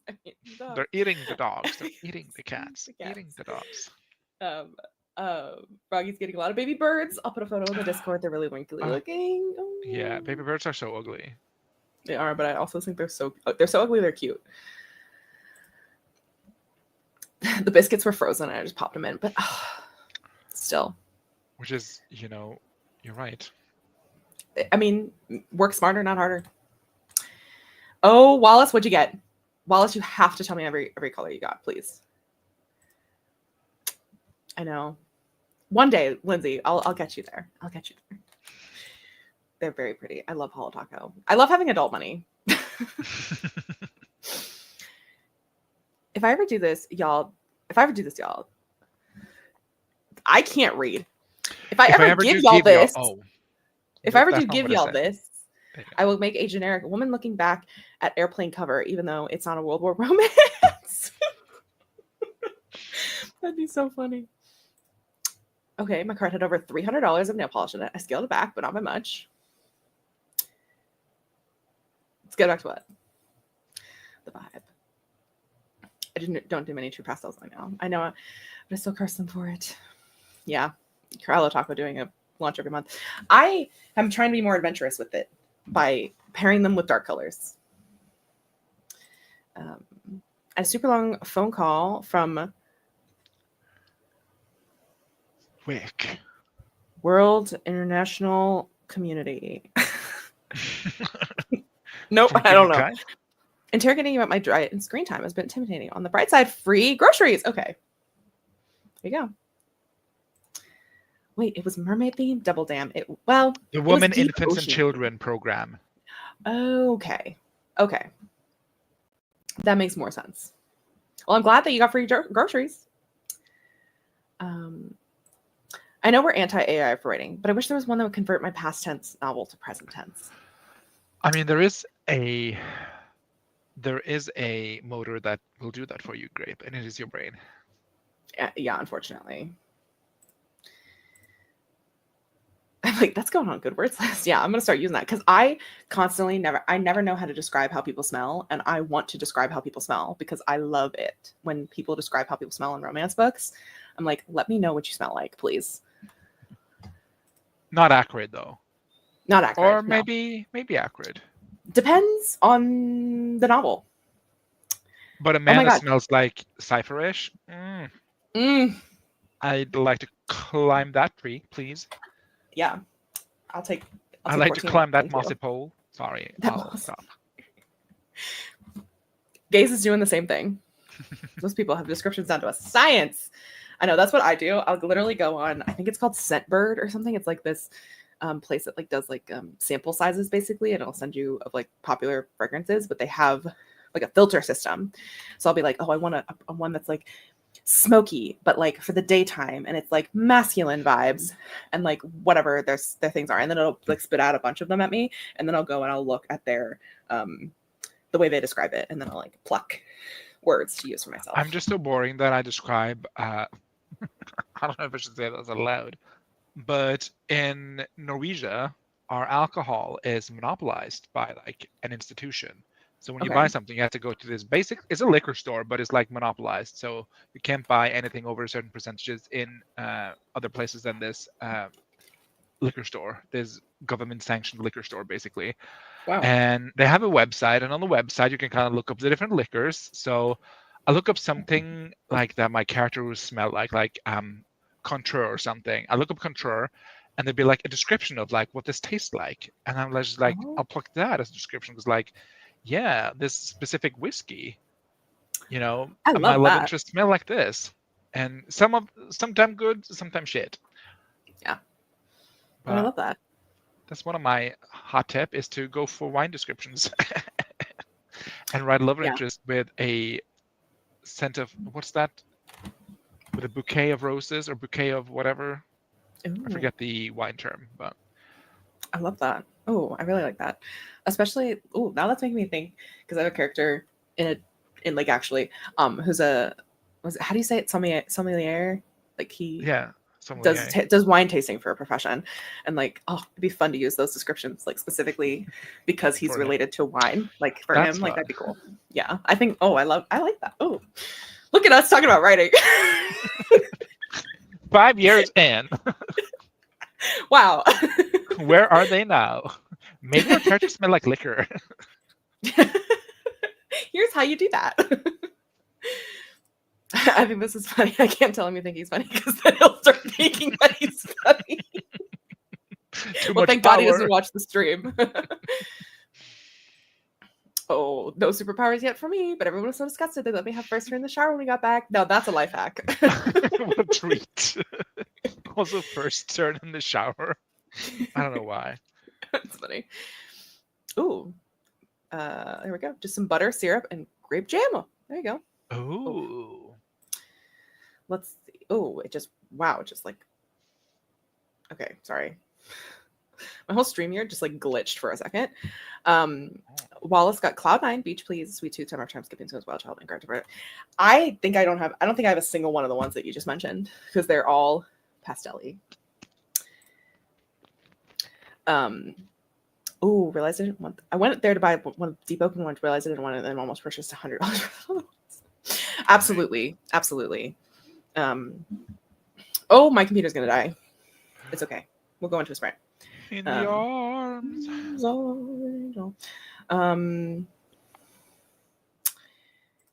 we go. We can all watch. Oh, that'd be so cute. Okay. Also, it helps me articulate better because if I can make a story out of a scent, then I can make a story out of a scent, if that makes sense. I'm like, why is he giving me After the Rain in a Greek village surrounded by greenery? Which is still poor, but I'm getting better at it. And it's only a cheap price to pay for both get more on subscriptions and find my own personal perfumes. I agree. Yes. I'm terrible at adding details, but my opens up 40,000 words. Oh, I wish. I don't know, Mullen. I don't know. I can't remember what we talked about. We were talking about scents, nail polish, writing. But we had a question from Amanda. Ooh.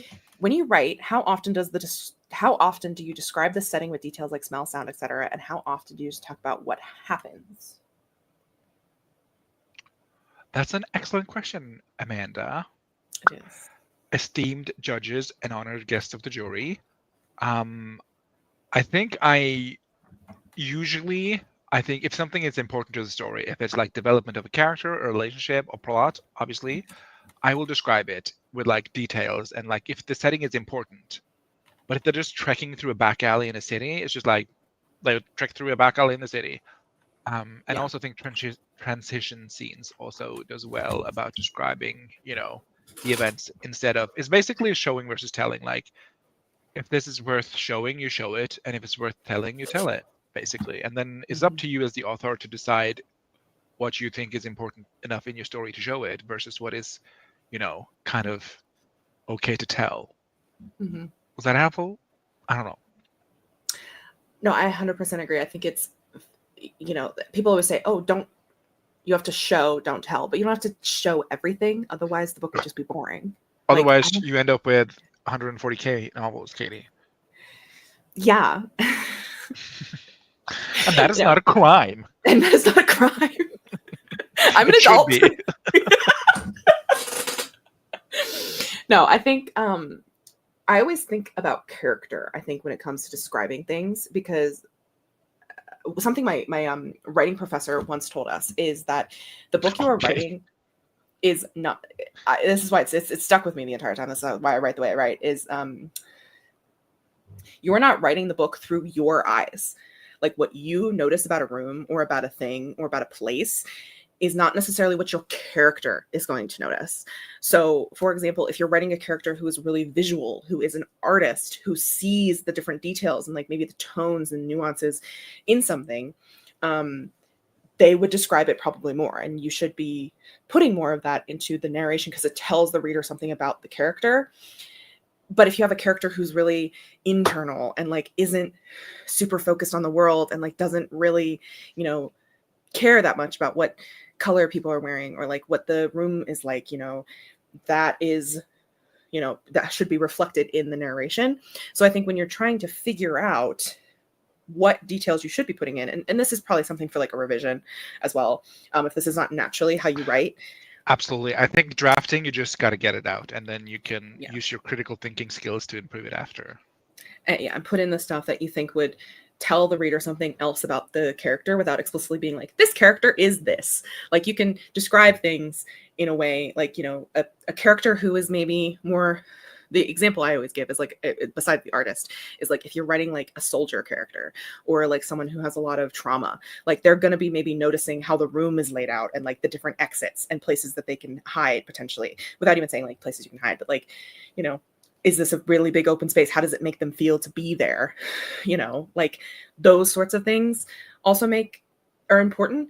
And also like context within the characters and what they're doing. Like if you're in a romantic scene and the characters are, you're like, this character is so wrapped up in their love interest, like, are they going to take the time to stop and like describe how the room looks? But they have to describe the love interest. The love interest, and maybe how like the light shines on the love interest face, or like how the love interest smells and how they make them feel. And like, yeah, like maybe the whole room, maybe there's a hazy quality to it because everything else is blurred around them because they're only focused on this one person. And that is romantic. Like there's different ways you can do certain things that aren't necessarily just like pumping full of detail for the sake of pumping. But I think in a first draft, it is okay to pump full of detail. And then as you revise, you just sift through the mud to find the little nuggets of gold. Exactly. And one thing I love to do is use color in my descriptions. So I have like 3 central characters in my novel, and I've assigned each of them a color. So whenever like 2 of the characters or whatever are in the same scene, I will give the scene the color of who's has the power in the scene. That makes sense. I love that. So my main character's color is red. So like every time he has the upper hand, like I focus very much on the red things of the rooms. I like the red rocks, the red sun, blah, blah, blah, blah, blah. My villain's color is yellow. So whenever like he's in the room with the main character and the villain has the upper hand, like I describe all the yellow things, and like things have a yellow tint to them, and like sepia and like sort of that. And then the third character is kind of blue. So whenever I have this B story and they kind of quarrel and have like issues, I'll use who's ever winning the argument, so to speak, the main color to be like that of the room. And I think that's a fun way to play with it. I love that. That's so cool. I've never spotted that. That's really smart. I like that. I mean, I learned that from watching. Oh my God, not Baz Luhrmann. Who's that color director? Oh, the guy who did La La Land? No, the guy who did like the Grand Budapest Hotel and stuff like that. Oh, Wes Anderson. Wes Anderson. I watched an interview with him talking about how he uses color in his films. I'm like, wait a minute, I can steal this. So I did not invent this, but I did find it a fun concept to kind of use color in my description. Yeah. I like that. I like that a lot because I love using color. I'm a very visual person. I love describing things. So I always have to like kind of pull back in my editing. I mean, yes, in drafting, I just go full out. I try to do like ground level up thing. Like the floor is blah, blah, blah. The walls are blah, blah, blah. The sky is blah, blah, blah. Above them is blah, blah, blah. And then I'll have to scale back. Yeah. I also think about like specifically, I always think about with backhanded compliments. I'm just gonna whip it out every time I talk about it. Is also that Luca specifically is very emotional based. She's very emotion based. She's very internal and stuff. And so, like she does obviously notice things physically, but Juliet is very physicality driven. So a lot of the ways that she describes stuff is physicality based, is based on the shape or like the space that someone takes up and the shape of them and the way that it like interacts with her own feelings and stuff like that. I love showing characters through like descriptions. There you go. It shows you the character. So you get a lot of Luca descriptions of like how Luca looks and how Luca takes up space and how she interacts with the world and how that very much differs from how Juliet takes space in the world. And like, it's fascinating. I love to talk about this. I use that in my cowboy book in Act 1. Whenever I describe something from my point of view character, like I always describe the exits because he's like trying to get away from like responsibilities, life, siblings, whatever. Yep. He's like, I gotta leave. Then Act 2, I only describe things that is in his like immediate surroundings. So like, what is he sitting on? What is in front of him? What is surrounding him? And I don't mention any exits or any entrances. And then I don't know what to do for the last half yet to show like kind of the character evolution. But I don't know. It's fun. It's very fun. I feel like when I visualize a scene, I see the characters and then a vague, hazy outline of where they are. It doesn't occur to me to describe the setting. I think this is fair. I also think when you outline, when you outline, it doesn't matter. That's also true. Yeah. Because sometimes like you have an idea of what a scene is supposed to be, and sometimes I'll write it and I'll be like, the way I've written this is boring. And then when I go back to revise, I think of a fun set piece or like thing that is in like that they can interact with while they're having this conversation, that makes the scene more interesting, that makes the scene have more tension because of it. Like thinking of like, you know, if you have a really intense scene, maybe it's taking place like in a very public area and they have to like think about the way that they're talking because they're aware of their surroundings. Or like, you know, maybe one character isn't aware of their surroundings at all and they're just shouting about this stuff in the middle of the public. Or like maybe it's a bath scene, like one of the characters is in the bath and like that's a very intimate, vulnerable place to be, and like that can create interesting things when you go back. And like if you already have the outline of what you write with the characters, like you can make it more interesting after the fact and build off of it by creating these interesting set places that you can be and like move them around. So I don't think it's necessarily a bad thing to just not describe the setting to begin with, because maybe you don't know what the scene needs. Maybe the scene does need more intimacy and more tenderness and more vulnerability, or maybe the scene needs to be like, you know, contained and set and like tight and like feel claustrophobic in a way. Like there's many different ways you can do it, and you won't know that until you write the scene. And I also love it when like a setting kind of metaphorically describes the scene. Oh yeah. Oh, the artistry. Woof. I eat it up. Yeah. I also describe every expression, every gesture of my characters as they walk and talk and whatever, and forget to describe the room they're in. I do this too. I love describing my characters. Hands. Smile, smirk, their eyebrows raise, and they blush all the time. I'm all about the eyes. My characters, they gaze at everything. Gaze locks, gaze looks away, gaze up, gaze down, gaze move it all around. It's just all gaze. I can never just stare or look at something. They just gaze. They gaze. And you know, that's the problem for Futuristique right now. I'm just like, okay, this is the 114th worth of time I'm using gaze in this novel. I know, but I just gotta get it out and move on with it. Exactly. You come back and work on it later. Gaze looks away. How about you? Oh,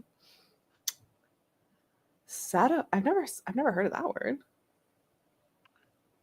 This just sounds like an anime couple. It does. Yes, we're gonna do another sprint. I just want to see if there's anyone else who said anything. Let's see. Sorry, I just want to make sure I didn't miss anyone's interesting additions to this. Jessica said, it depends on where it is. For instance, I did a minor description of a room, but didn't include any sense of smells or sounds because they aren't relevant to the scene. However, I did describe the smell of Elias and Lazar's home because it's a big part of who they are, like how minorly obsessed Lazar is to citrus smells. I try to use at least 3 senses when I describe something. Yeah. And it's always almost look. So what am I looking at? Yeah, it's always the visuals. And then I try and pick like, okay, what is the smell? Stuff like that. And what are the other senses? Taste. I often taste things when they're in distress. What are the senses? I should know this. I'm a medical professional. Taste. Sense of touch. Smell. Look. Umami. Nope, that's something else. That's umami. That's a sense of taste. Taste, touch, smell, look. Hear. There you go. Hearing. Sounds. Oh my God, sounds. Yeah. I will definitely give you a mixed check-in, Alice. Also, hello. I hope you're doing well. I've been thinking a lot about you lately. I got it, Wallace. Is she just screaming it? Yeah. Here. It's a ship. Okay, it's from Jujutsu Kaisen. Oh my God, just set off. Oh my God, Lindsay, you did that so fast. Yay. Congratulations. That's incredible, Lindsay. I love it. Oh my God, I'm so excited for you. Hold on. Nice.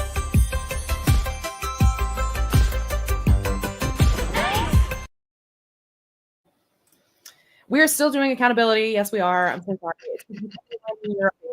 Europe of it all. We're going to do another sprint, Mullen. I'm sorry. For reference, I've used the word gaze 49 times in my novel, which I feel like is a lot. How many words do you have written? 66,677. Okay, so that's like less than 1,000 every 1,000 words. I feel like that's not too bad. I feel like it's too many. I can definitely switch it up. Anna says, was reading my friend's first draft and he had eyes repeated 8 times on one page. I told him not to sweat it at this stage. Yeah, exactly. Don't sweat it. Didn't have it when I said in all caps, Stieg. You did not have it. Listen. Anyway, okay, we're gonna do a little 30-minute sprint. And it's gonna be this beautiful timer that makes me want to work on, like, actually, because it's a lake, actually. A lake, actually. It looks like a lake to me. Well, it's water themed. Oh my god.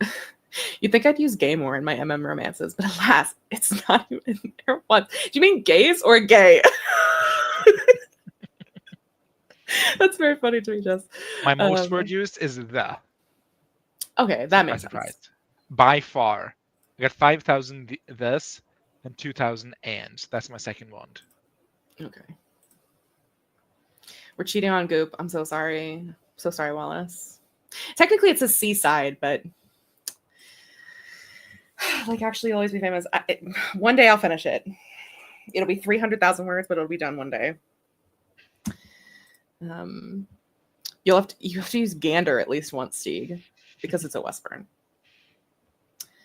I think I do have a giddy up somewhere, so. Oh, I love that. Giddy up, cowboy. Stieg clocked me freezing sequestered 3 times in the first chapter, and I'll never forgive him for it. I was like, we don't have the money for this, Grape. we don't have the time. This is not in the budget. Oh my god, gays. They live rent-free in my mind, too. Do you want to write it for me? No, I'm kidding. You have too much to do. Yeah. Oh, okay. There you go. 30 minutes. Oh my god. I could do a boop. I won't, because I want to give Malin the money. Yeah, trying to monetize Malin. But have you seen Boop, Stieg? I am not familiar with this material. I know the concept. I've heard rumors. Legend has it. But I was not here to experience the boop. The boop of it all. Because Wallace is not feeling well today, I'm not going to play it for her, but I'm thinking about it. You know that god with 2 faces? I feel like that's Goop and Boop. Yeah. At a crossroads. You meet sometimes Goop and Boop. Good, sometimes shit. Sometimes you... I know. Me too, gays. Me too. Boop. Alice says it's been rough, but I've been making moves in self-health care right now. I'm very glad. I love this journey for you, Alice. Many loves and good vibes. I will take the channel. Do you even know how to do that? Don't tempt her. I don't even know how one would do that. One only tells the truth and one only lies. 2 roads diverge in a golden point. Oh, I'm crying. Anyway, okay, 30 minutes, and then we'll do accountability. So get ready, bitches. The quarter quell is about to happen. May the odds be ever in your favor.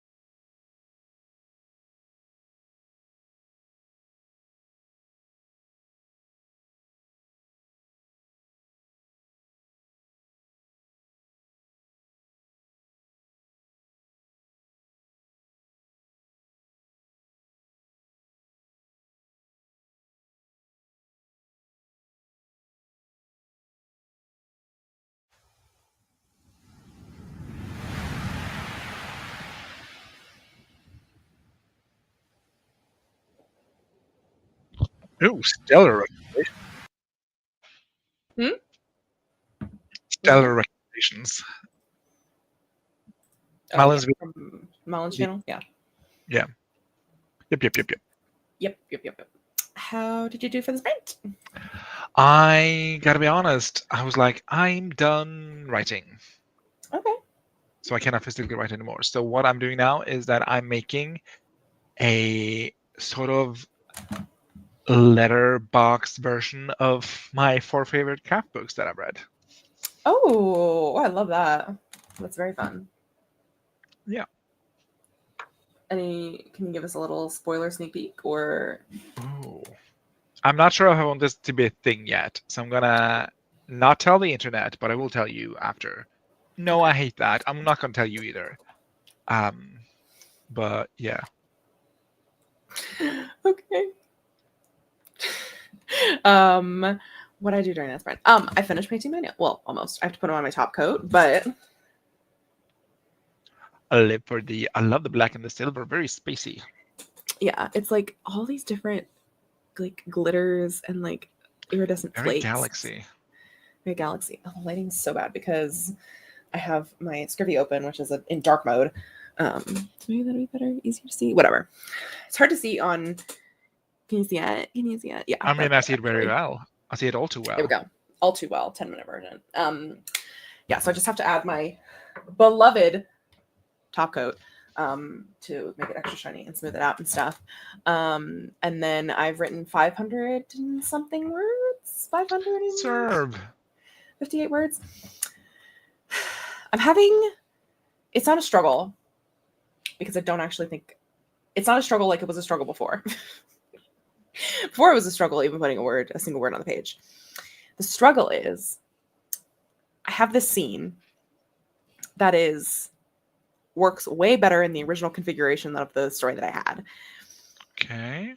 And because there's more stuff that happens before it, but now it's happening earlier. And it's so minor. And I'm also, the way that I'm thinking about this, I'm like, this can be fixed so much later. It doesn't matter because it's the problem that I'm having is that back in a conference, shout out, June 10th, 2025, there's a like pretty minor subplot with one of her sisters, Livia, who has this kind of secret boyfriend. You're not supposed to know it's boyfriend. She has a secret partner that she's going on dates with. Spoiler alert! Spoiler alert, she has a secret boyfriend. And in book 2, because there is such a significant time jump now, they're talking about the main character of book 2, which is Octavia, another one of Juliet's sisters, is talking about her boyfriend to Octavia. But we haven't met him. Yeah, so he's now become officially her boyfriend, and like they have met said boyfriend, but I don't have the scene where they meet said boyfriend on page because it's like, why would that really be on page for Octavia's book? Anyway, so I'm kind of struggling with how to reconcile the fact that there's like kind of this like low-key mystery, and then basically in chapter 5 it's like, here's who her boyfriend is. No one you've met. Well, kind of. If you wait, really, is it a mystery in the first book, right? It's a mystery in the backhand compliment. In the backhand compliment, okay. Yeah. Not the full government name. It's a mystery in BC. It's mystery in BC. And then you reveal it in chapter 5. So you wanna. What is the problem? I don't know how to go about revealing it / talking about it because it feels like it's also because I want this book to stand alone. The book 2 will stand alone, and it pretty much does stand completely alone. Like you don't have to read Backhand Compliments to read book 2. And it like just feels kind of weird that out of nowhere we're talking about Livia's boyfriend. People have boyfriends, I guess, but like anyway, this can be a thing that's fixed later, and like people who read it can tell me how to fix it. What is the setting, and do they talk about it, or would they actually meet the boyfriend? Because if we meet him, that could be like a fun little, oh, I remember you. I don't know if we meet him yet because not to give spoilers for my own book, but we're almost 3 hours in, so I'm gonna give a spoiler anyway. Livia does not end up with this boyfriend. She breaks up with him pretty quickly in book 2. She breaks up with him. And it made more sense actually in the original way that I wrote this, because in the scene that they're in in the scene, they're on a plane and they're flying to breaking up with someone on a plane. Diabolical. No, she doesn't break up with him. No, Livia is talking to Octavia about her boyfriend on the plane. And the reason it comes up is because Livia and Octavia are flying to an event called the HP Finals, which is where the top 8 players in the world, male players in the world, go and they compete against each other for the ultimate prize. And the reason it comes up is because both Livia's boyfriend and Octavia's boyfriend are both in the finals. They're both in this event together. Like, they're playing against each other theoretically. Like, they're in this event together. So, like, it makes sense that we would talk about him, because in the original scene, there's context of why we're talking about their boyfriends, because their boyfriends are playing in the same tournament and they're flying to that tournament. And, like, it makes sense there. But right now, they're not doing that anymore. So, like, why are we bringing up Chase? What does Chase have to do with this? But, like, it's Octavia thinking about certain things, and there's like kind of allusions and like foreshadowing for her own other relationship that she ends up having. Anyway, it's so complicated to explain, and I'm so sorry to everyone that I'm taking up so much time talking about this stupid, dumb, like 5-second scene. Anyway, I'm still like, what is is it too much boyfriend, too little boyfriend? What is the actual problem you're having? Too little transition to like why we're talking about this man. Can you just be like casually, like, you know, the main character's like, oh yeah, he'll be playing your boyfriend. And then, you know, the sister's like, what boyfriend? But they're not playing each other anymore. Oh, they're not playing each other anymore. Does it not exist? The problem. Then don't bring it up. Problem he solved. does exist. No, he does exist. I know. It's just like, but there's, anyway, it doesn't matter. But there's what, Katie? But there's what? There is foreshadowing with Octavia talking about her relationship with Leo, and like her, like she makes some mention of like, you know, because Olivia's whole problem is that she's like, maybe I should break up with him because I don't feel butterflies. She's like, I just don't like, he's like better as just my friend. Like I liked him better. Basically, Olivia's like, I liked him better when we were a secret because the secret was fun to keep.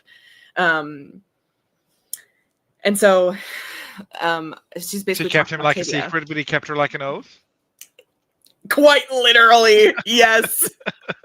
That's because this. I also want to bring this up because that's a lot of what, not a lot, but like part of what Livia's book is about is like her doing this. Anyway, this is not about Livia, but she's talking to Octavia about how he doesn't give her butterflies, and she's like, you know, was there ever a time when Leo didn't give you butterflies? And she's like, Octavia's thinking in her head, no, but then she thinks in her head, but Leo is my soulmate, and so it kind of sets up this thing as well where, you know, she starts to have feelings for somebody else. Okay. Throughout, because it's a throuple. So like, she starts to have feelings for someone who is not her soulmate. So like, it's kind of setting up the foreshadowing of like, you know. So you want to talk about the boyfriend? Yeah. But the transitionary portion where we do talk about him, there's no boyfriends in here, by the way. It's all girlies. Anyway, that was what I was thinking about while I was writing. Okay. Thank you so much for coming to this TED Talk.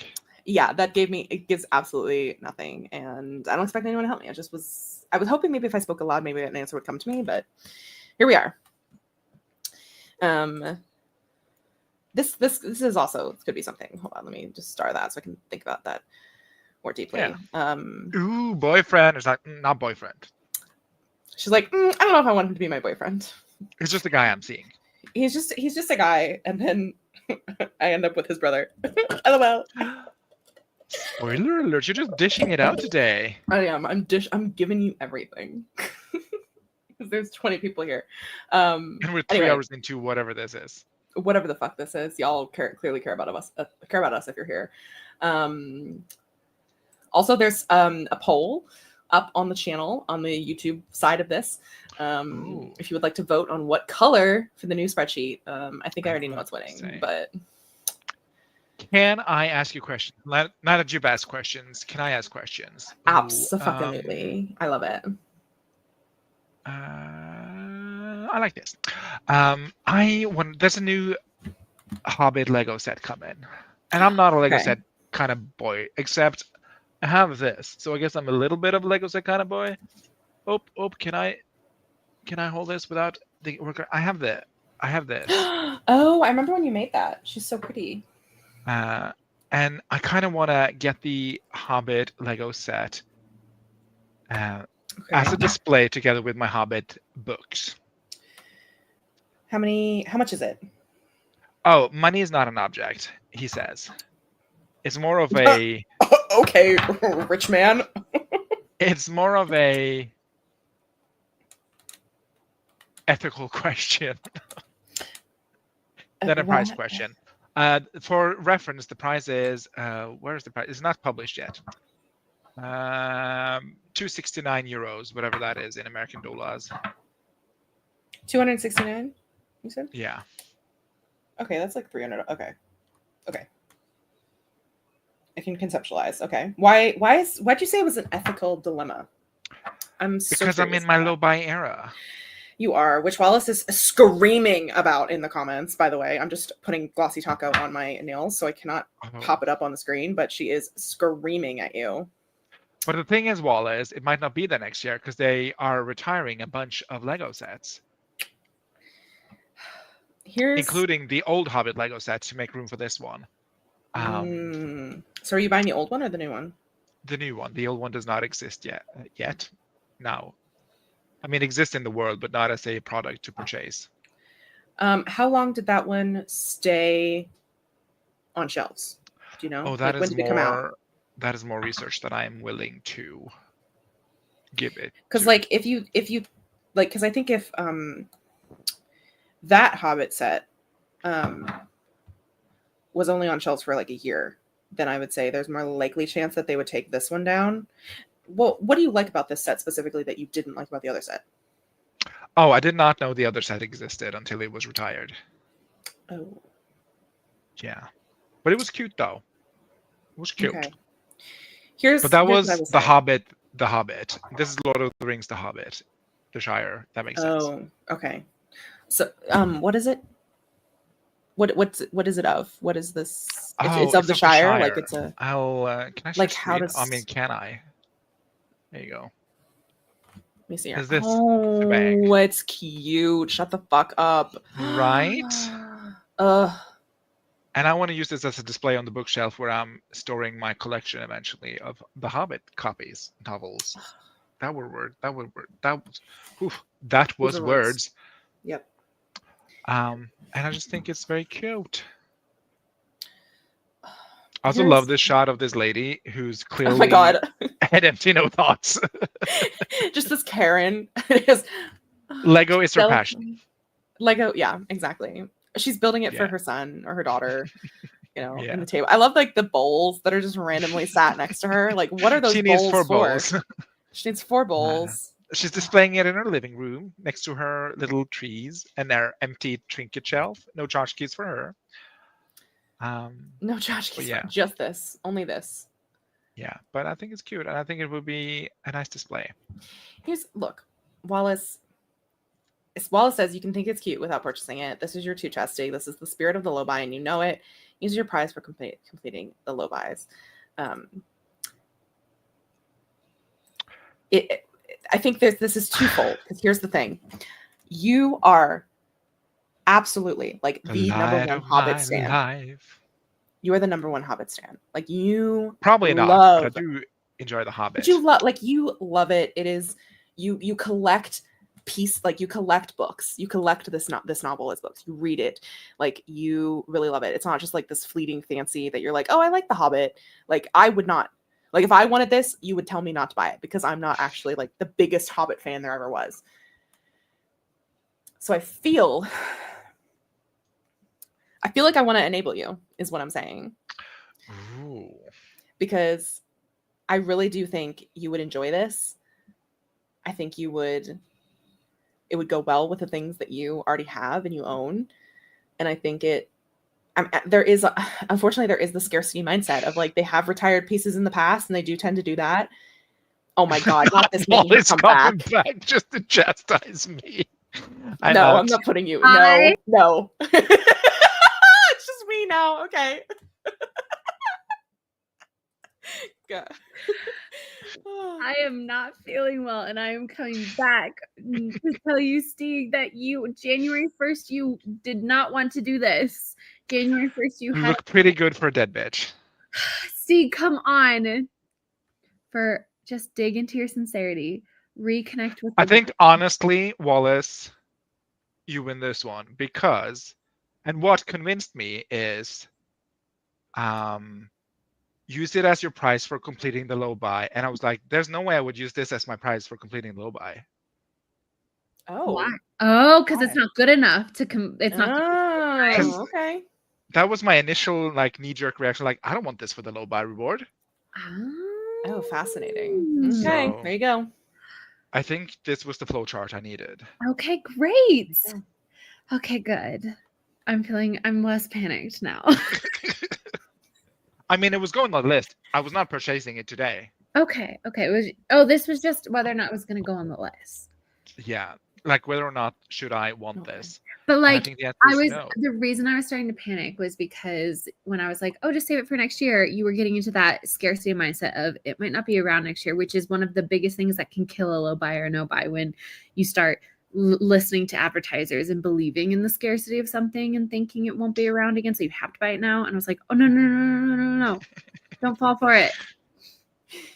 Okay, cool. Okay. Bye, I guess. Can't believe she got out of bed for that. That's funny. I had a friend's Lego set on my list for 3 to 4 years, and someone finally gave it to me as a gift. No regrets. Oh. Nina's gonna buy it, maybe. There you go.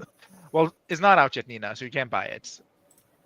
Oh. I did not put her in, by the way. I did not put you in. Oh, she's so beautiful. Oh my god. It matches your mint blue sweater. Yes. Yeah, that's on purpose. Okay, that's it. She's stunning. I love her. Wallace. Oh. You should have. No, I'm not gonna say. I was gonna say that she should have matched it to John Green's new book, so that she could take like a cute little photo with the book. Anyway, but that is so pretty. I love those colors. Yeah. Anyway, thank you for weighing in, everyone, and especially Wallace. There we go. Let me see what everyone did for that sprint. Anna got 400 to 500 words. Absolutely incredible. Nina says, this sprint I had a deep conversation with my cat about why it is so hard for me to write and the fears associated with the whole thing. To be fair, she mostly listened and just said a couple of meows, but she tried to be supportive. That's all you can ask for. I do that with Boo Boo all the time.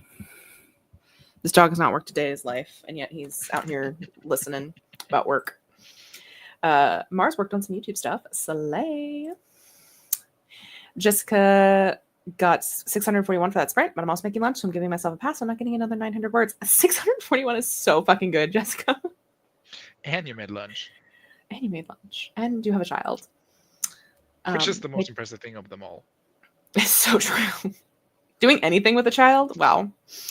Outstanding. Wendy made pancakes with the discarded sourdough during the sprint. Oh, that sounds delicious. Sourdough pancakes sounds so good. Malika started reading a likely comp title, A Study in Turning by Ava Reed. I have been curious about that book. Actually, I'm most curious about Ava Reed. She came out with a new sapphic dystopian called Fable at the End of the World, and I'm like really tempted to read it. But I have this much time. And also I've been trying to read. I got a book to write, and then when I am reading, I'm trying to read just pure romances to try to get the vibes. Okay. Yeah. I'm so glad, Malika. Someone needs to be hype. I'm kidding. I've actually become so much more hype since re-outlining the book. Like it is crazy. It feels like I'm writing a different book. love though, because it was touch and go there for a couple of months. She was so deep in the trenches. She was in Mariana's trench. Like she was not in the World War II Mariana. trench. She was in Mariana. What's Mariana? Mariana trench. She goes down just like Mariana. Yeah, there's some drama. I want to write Livia's books so bad, y'all. You have no idea. Because Livia is a messy, messy girl who pretends not to be messy. Oh, but I love her so much. Oh, I love her too. For her.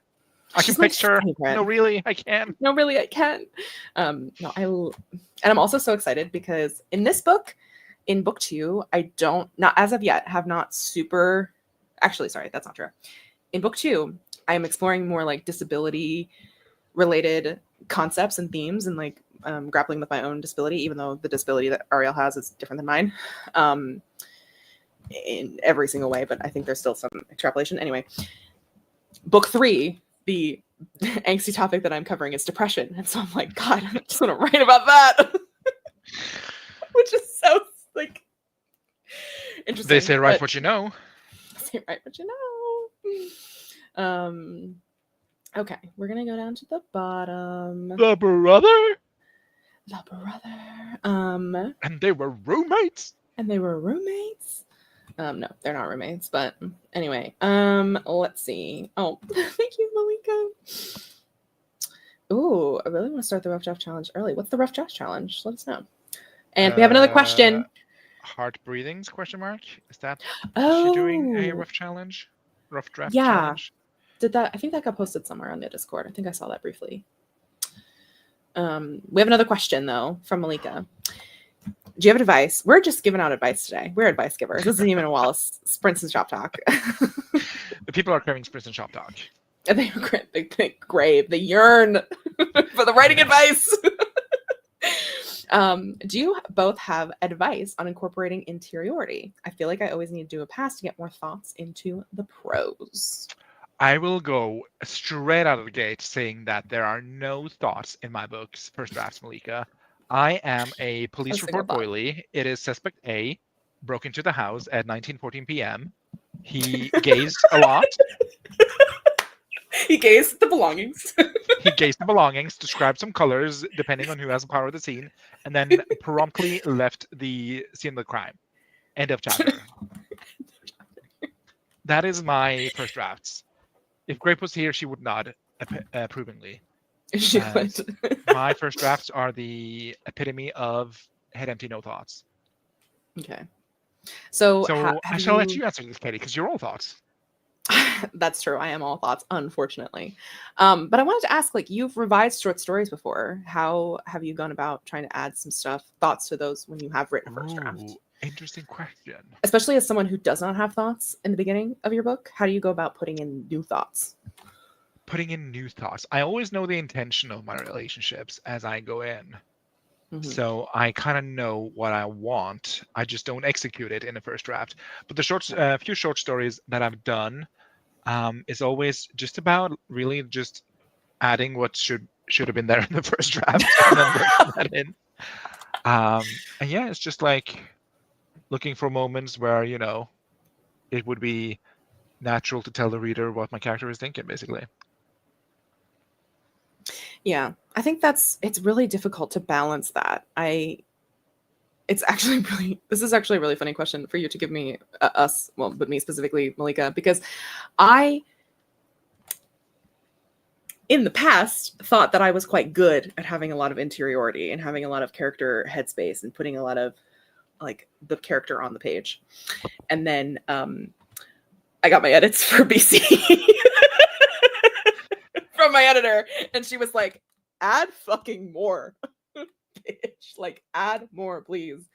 And yeah, so it's I think it depends on where you are in your draft, Malika, because I think, yeah, in a first draft, whenever you think about having thoughts into the prose, add them there, even if they don't necessarily fit. Because a lot of what I had to do in my revision with my editor is moving some of the places where I did have thoughts to other places and having it be, more balanced in that way, having it be flow better. Because, if you have a scene where a character is doing a lot of high action, for example, I don't know what genre you write, so you can tell us, Malika, if you wish to. Maybe that would help us give you advice. But, at the beginning of the book, backhanded compliments by Katie Chandler. The bit's getting old. Come on, do 10, 2025. At the beginning of the book, there is quite a bit of action. We start out with quite a bit of characters. They're playing tennis, they're playing a match. There's a lot of action. The thoughts that they're having in that moment should be kind of trimmed and streamlined to not be as heavy-handed and bulky there, because it you're meant to be in the action. You're not meant to be super thinking about all the thoughts that they're having. You're not, you know, it also depends on character again. I'll always come back to that. But, you know, so I've had to move certain pieces to different places within the narrative to get it to flow better. So honestly, when you revision, it is really hard to see where you should add internal thoughts and interiority. Because it's hard to see the whole book for the trees, you know, like see the whole book as a whole, and like where things should be is difficult. And you sometimes need someone else to be like, hey, I feel like we're missing some context here of why they feel this way. Because I write a lot of feeling, but not a lot of thoughts of why they're feeling that way. Which is, I think I mistook feeling for interiority, because my characters feel a lot and they describe the way they're feeling and their body feels, because emotions are very body based. And so, you know, I had to then describe what the characters actually thought about those things and why they were feeling this way, and add in those thoughts with the feeling. So if you are maybe a more feeling-y writer, seeing where those feelings are and then incorporating just a couple sentences, it doesn't have to be a lot, is the thing. Like, it also then, to circle back, comes back to character of like, is your character someone who's really interior? Would they be thinking about these things a lot? Or is it something that they're like, flaw is that they don't have a lot of internal reflection, and that's one of the problems, you know, that they have to face. And they, you know, you can amp up the interiority throughout the novel as they get to where they're going. You know, like Luca has a lot of thoughts in the beginning of the book that are not great, because she is an anxious girly. She has so many anxious thoughts that are racing all the time and are not necessarily healthy thoughts to be having. And as she moves through the novel, her thoughts become, you know, the interiority of her life becomes more stable because of her relationship with Juliet, because of her relationship with herself, because of, you know, she starts to learn so much more about, you know, who she is and stuff like that. Anyway, really, really long fucking winded answer to basically say nothing. No real advice, just an anecdote. You know, when you took your octopus in, Malika. I did. Yeah, just tuck your octopus in, you know. Oh, yeah. High mistake feeling for interiority too when I'm not doing police report type of scene writing too. And also, I like the few short stories I've written. They're not chock full of interiority. I do like to kind of describe gestures that suggest feelings, then describing feelings themselves is what I do. Mm-hmm. So like, you know, gracing of a hand, or like, you know, pulling back for something, or like leaning into something. I do that a lot. So usually I'll look for those spaces in my text, because I know that I'm such a like physical drafter. So I'm like, oh, the character leans back here. I probably thought this here. And then like, I'll just add, as you say, a few lines about the interior thoughts. But definitely one of my biggest weaknesses in my writing. It's really difficult, because it comes back to the show don't tell rule. Because like, if you're going to tell someone what their thoughts are, like, you're not showing it. Like, it's a difficult balance of like, you know, why does this character think this way? Are they actually conveying that? Because sometimes I think it could be interesting, especially with characterization, of like, a character is reacting a certain way, but they think a different thing, and they're telling themselves a lie. And that lie is what's interesting, that they then get to resolve throughout. But the best writers do it very subtly. It's very subtle. You almost don't even realize that you're in their thoughts, because it is so seamlessly woven into the actual prose itself. So yeah, it's definitely something that a lot of writers struggle with. I struggle with. Stieg has admitted he struggles with. We all are out here struggling with interiority. This is also a good tip. I think I've seen a TikToker talk about this, where they highlight action in one color, dialogue in another, and interior thoughts in another. So you get a quick view of how much you have for each scene. And that would be really helpful for like mapping out where you're missing certain things and where it could be left lacking, or where the balance is off. But yeah, it also, depends on your character as well. Like, are they really an interior character? Do they actually have all these thoughts? Or I think all characters, like at least point of view characters, has to be interior, or else you're just reading like a high octane thriller, which, you know, there's an audience for. But I think especially YA fantasy, you gotta have that interior thought. Mm-hmm. Especially like someone who I think does this so well is Leigh Bardugo in the Six of Crows series. Yes. her Yes, interiority, her interiority is top fucking tier. I know I'll be exactly who those midway characters are. through like a backflash without realizing it's a backflash. That's how good she is. Ugh. So good. Like it is, because she is describing the characters' thoughts, motivations, and like the way that they're thinking and the way that they are, while not taking you out of the actual thing that's happening. Like she is, Yeah. I don't know, I like need to be in her brain. I need to be in her revision room. I need to be in her walls, watching her while she revises. Yeah, like she she's is really great at that. so good, especially in YA fantasy, because so much of YA fantasy, I feel like one of the genre conventions is keeping it fast paced, is keeping it quick and not slowing it down. Because, you know, in romance, I feel like it's a lot easier to do those moments of interiority, because that's what the person is reading for. They're reading for the feeling, for the emotion, for understanding what the character is going through, so that you can care about what the fuck is happening in the conflict. Like, whereas with YA fantasy, people are like, yeah, let's fucking vibe, let's fucking roll, let's like have the heist, let's kill the prince, let's blah blah blah, whatever it is, you know, insert YA fantasy trope here that you're working on. So yeah, I think maybe mapping how Lee Bardugo does it in these highlight colors might also be a good way of learning how to do it yourself. Because all good artists steal. Yoink. ethically yoink. Description of location might be another color. Actually, now that you guys mentioned description, I don't recall the categories, but highlighting each one is helpful, apparently. Yeah, I think, you know, finding places, because finding even other authors who do it well, and like you want to write like Samantha Shannon. God. Sammy Shanny. God, if I had please, God, give me a single atom of talent that she has in just her pinky finger. Like she is. Also, I love her deeply. She has worked really hard for her skills, so it's not all talent. She has. But she works, yeah, incredibly hard. I just love the way she uses words to read books. Just so, feral. I'm feral over her. Yeah, I'm very excited for this novel coming up now in this fall. Oh God, I need it in my hands. Basically, I just love the Roots of Chaos series so much. Anyway, I love her. Yeah. You're very welcome. I'm glad we've been at least some help. Also, we're just two idiots on the internet who knows nothing, so keep that in mind. I mean, writing is so subjective, you know, and like, yeah, anything could help. Like you could try anything. Well, I guess you do have the you do have the credentials.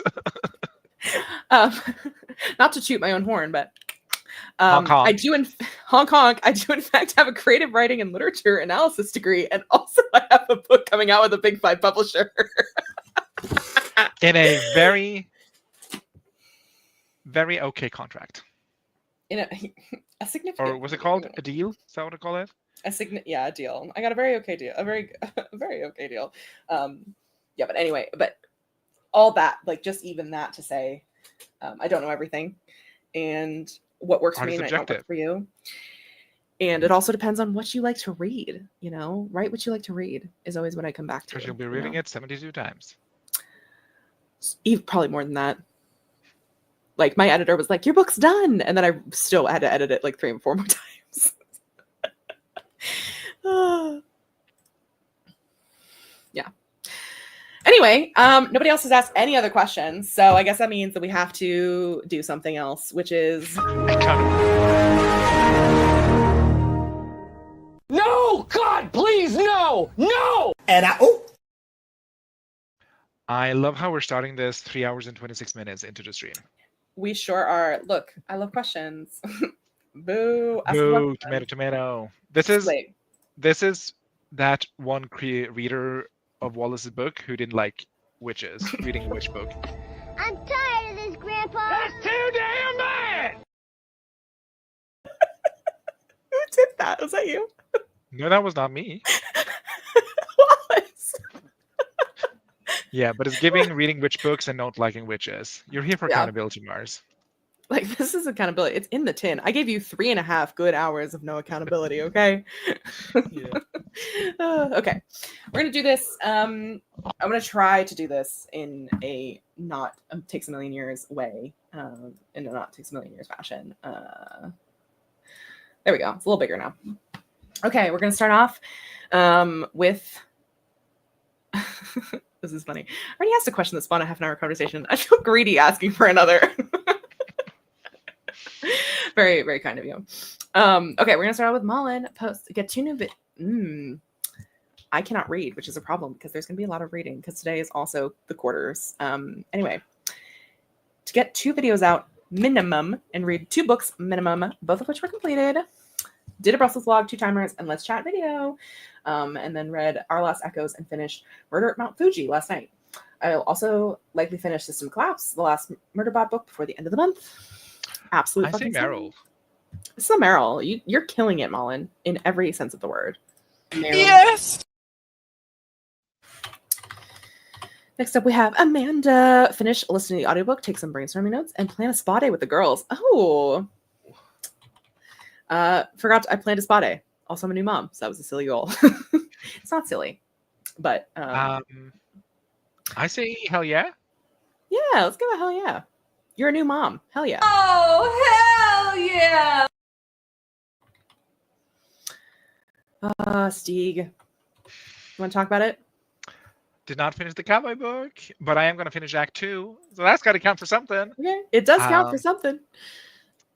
And I did read actually 2 books. I read 2 books. Okay. So why is it saying not started? I'm just gonna do a. Oh, maybe I was focused on the quarter quells. Oh no, not started. Actually completed. Yeah, I clicked the wrong thing. My bad. Yeah, and finished Act 2 and read 2 books. I read where is it? Do I have it here? Yeah, read Bird by Bird. Anne Lamott did a craft stream with it with Grape yesterday. If you want to hear my thoughts about Bird by Anne Lamott, check that out. It was a good time. Very incoherent time, I feel like. And then I also read Devotions by Mary Oliver, which is a collection of her poetry. Oh, Mary Oliver. Rest in peace, baby. Yeah. I love her. You do not have to be good. Yeah. Oh, kills me every time. You do not have to walk on your knees for 100 miles through the desert repenting.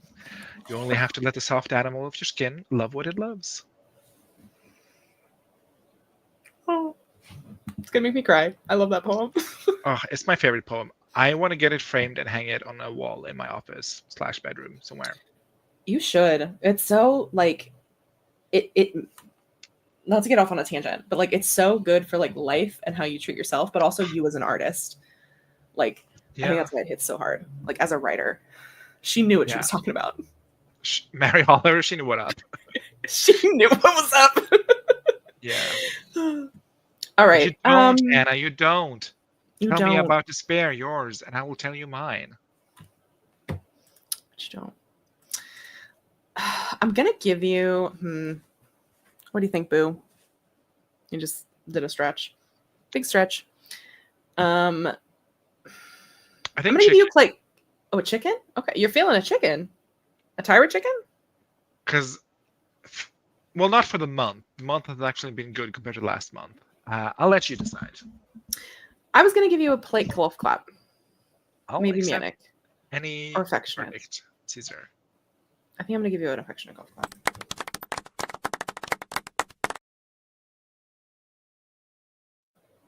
There we go. All right, next we have Lynn. Start to feel better about project visions with most recent plot edits and try to focus gratitude. Try morning focus, gratitude meditations, relaxing and de-stressing meditation, not medication, meditation before bed. Starting with working on it, so fair. Feeling better about this new, simpler plot. I think I was trying to do too many things, so now I'm focusing on one simple plot, and I can always add more later. Second goal, oops, been struggling because I forgot about her.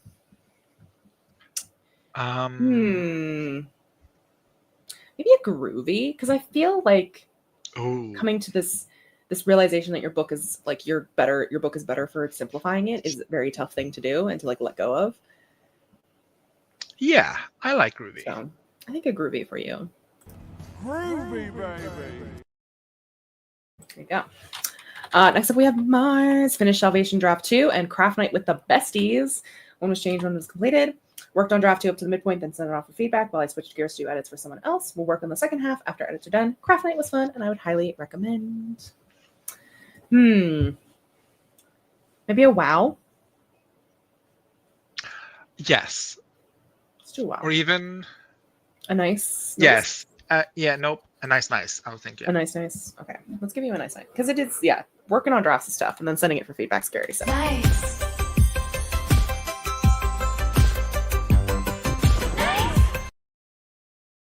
Best believe they're still bejeweled. best believe. All right, next up we have Alice. Why can I not scroll over? There we go. Draft Willow Fall Series Book 1, edited Project Ching. And read 7 books, social media manage. We have no update here, but What? Update? But Alice did in the chat earlier update us to give them a chicken. And I will oblige because they have been having some trouble mentally. So here's your chicken, Alice. We feel for you, but you're also a chicken. When you try your best, but you don't succeed.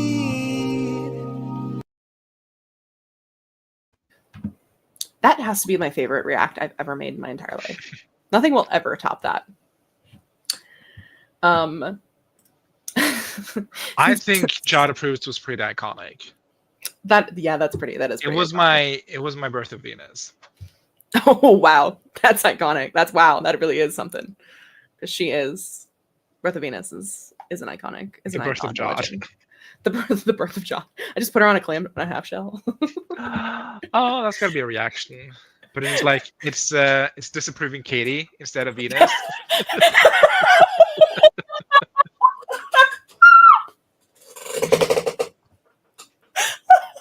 And that's like, you tried. You had the best of plans. That's so fucking good. Oh, as I said, I'm an ID guy. you nailed that one. I gotta write that down somewhere. Can somebody clip this? Oh, that's so good. All right. Next up, we have Wendy, Sinisterly Debonair Menace. I think this is Wendy, or is this? Yes. It's gotta be some deep mystery. It's gotta be some deep mystery. Finish this draft 1 and walk 5 minutes a day. 1 is in progress. The other one is starting working on it. Hit major book burnout. I did not finish the book. Alas, did not walk every day.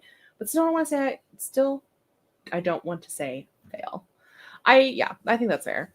I feel like this is another chicken. Yeah, another chicken. This is a Tyra chicken. Chicken affectionate. Oh, we're chicken affectionate. No, Tyra chicken. This is a Tyra chicken. I'm not sorry, but I am a little sorry. I was rooting for you. We were all rooting for you. How dare you? When you try your best, but you don't succeed. There we go. Next up, we have me, Catherine Chandler. That's me. Okay. It says completed. However, comma, asterisk. However, comma, parentheses, derogatory. I did technically call my first draft of book 2 done because I had reached a point where like I really needed to go back to the beginning and start over, and which I have, and I felt so much better about going back and starting over. But I did not write the end. I did not write the final bits and pieces. I did not write the final ending. But a first draft doesn't necessarily have to have the end. I think your first draft did what it needed to do. And it gets my seal of approval. Oink, oink. Thank you. Okay.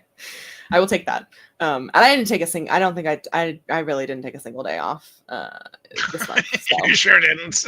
Absolutely fucking failed to the maximum. I think I took like 2 days off. I think I took 3 days off actually total, and one of those was because I had come home on a red eye and I was exhausted. And then the other 2 took 2 days off when you had a migraine. Being chronically ill is not a day off. That's fair. Yeah, you did not take a single day off. You got ill. I didn't take a single day off. My body was like, stop looking at screens, you dumb whore.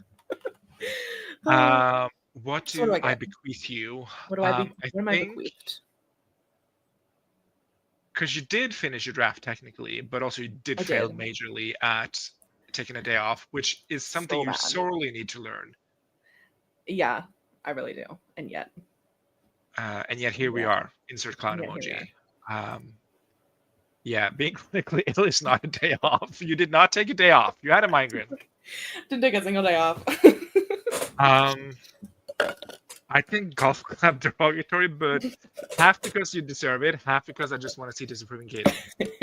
I think she would be disappointed in me for not taking a single fucking day off. Haunted by the ghost.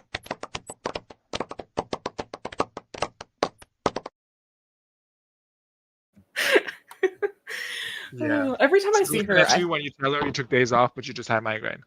Yeah, she's like, "Did you really?" Yeah. Put that on my forehead so I remember. That's funny. Let's see. Also, I don't know if I ever told you the story of when I traveled to the United States of America, Lindsay, but I was at the gate and there was a very handsome security man, whatever it's called, TSA agent. Yeah. I don't know. It was like this big, huge airport in Atlanta. I was the only one there. It was like so early in the morning. And he asked me all these questions like, what are you doing here? What's your purpose? What's your intention with my daughter? And one of them was like, who are you? Like, what are you doing here? It's like, oh, I'm going to, just visit some friends. Who's the friend? I'm like, oh, she lives in Pennsylvania. It's like, why are you landing in Atlanta? Oh, I just have this other friend who's scared of flying. So I'm meeting her here so we can fly together to Pennsylvania. Sounding very like so sad. Yeah. And then one of the questions is like, what does your friend do for a living? And I was like, oh, she's chronically ill.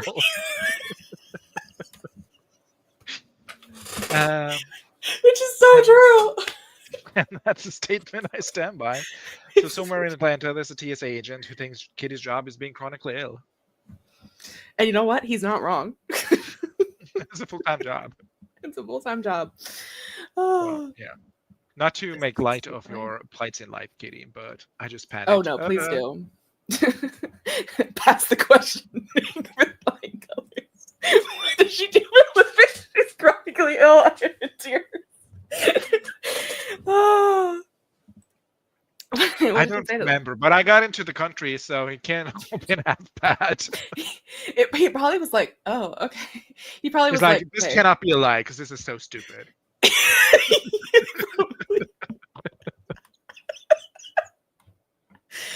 Yeah. It's very funny. So I sometimes will refer to myself as just I'm chronically ill for a living. Yeah.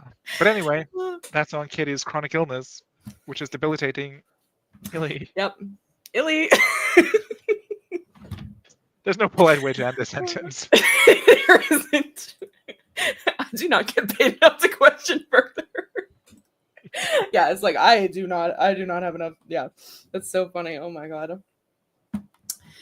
Okay. And it was doing the thing that waiters do when you visit someone locally and they're like, I gotta try the local spare ribs. But it was like, oh, when you go to Pennsylvania, they say pop instead of soda or something. And I'm like, girl, I don't care. Just let me through. It's been 9 hours. I am so tired. I am in a different time zone. Let me live. Yeah, I'm basically traveling back to the past. Yeah, literally. Yeah. It's like, please let me go. I gotta go. But as I said, it let me in. I found Grape, and we took a flight to Ibiza, also known as the Poconos of America. And I picked you up. You sure picked us up in this dingy little airport in the middle of nowhere.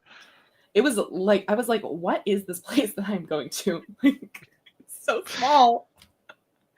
Teeniest airport I've ever seen. Anyway, back to the program at hand. Yes.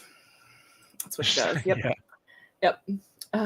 Next up, we have Keiko, writing original story project Blue Fire or Dying Gods, and read the Wheel of Times 1 through 3. Oh no, yes, sorry. I thought I skipped somebody and I did not. In a month? Keiko. In a month?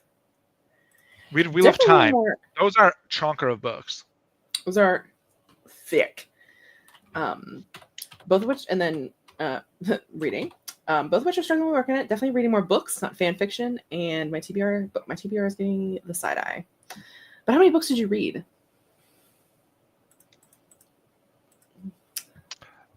Maybe try your best. Because reading 3 Wheel of Time books in a month. Yeah, that was lofty. Yeah, I need like just a blink react. Blink. Blink. Keiko says, I can do 3 books of chunky books, just not this month. I Have the World Throw is almost finished, so I will say... That's a slay. Wow. Oh, I think that's very generous. I was thinking something Okay. lower on the totem pole. Maybe a noise? Oof, but a noise derogatory. Yeah, just like regular noise. Yeah. All right, prepare yourself. There you go. Nice. There we go. Nailed it. Oh my god, I managed to read a 640K fanfic in 4 days. Is this you, Kitty? Respectfully, how do your eyeballs not fall out? My eyeballs wouldn't fall out. Oh my god, my watch is dying. Keeps buzzing at me like, do you know you have 30 minutes? You haven't moved in the last hour. Maybe you should move. Maybe you should stand up. Stand up, girl. That was mine chronically. Oh my god, all the time. It's like, what are you doing? And I'm like, leave me alone. Watch. Bombastus. What, no update? Bombastic. I know. Where's the update, babe?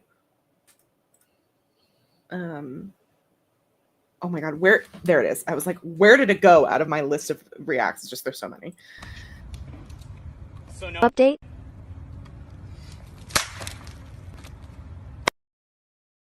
I love that one. Also, some of my finest work.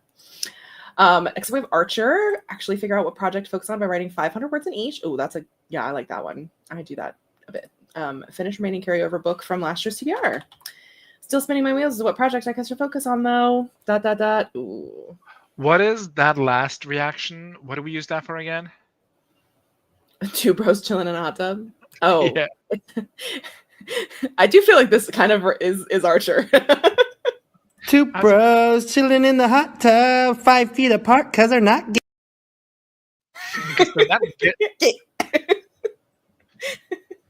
There you go, Archer. That's you looking at all your projects. Next up we have Celisa. Why is it not? There we go. Okay. Finished the 90-91 challenge finally. 200 total hours of reading. March goal challenge. Was completed once project. Progress. 200 hours. That's like a lot. This is like when you were like, yeah, I'll write for 50,000 hours. Yeah. How about 50,000 hours of writing in a fucking month? Like, you dumb cunt.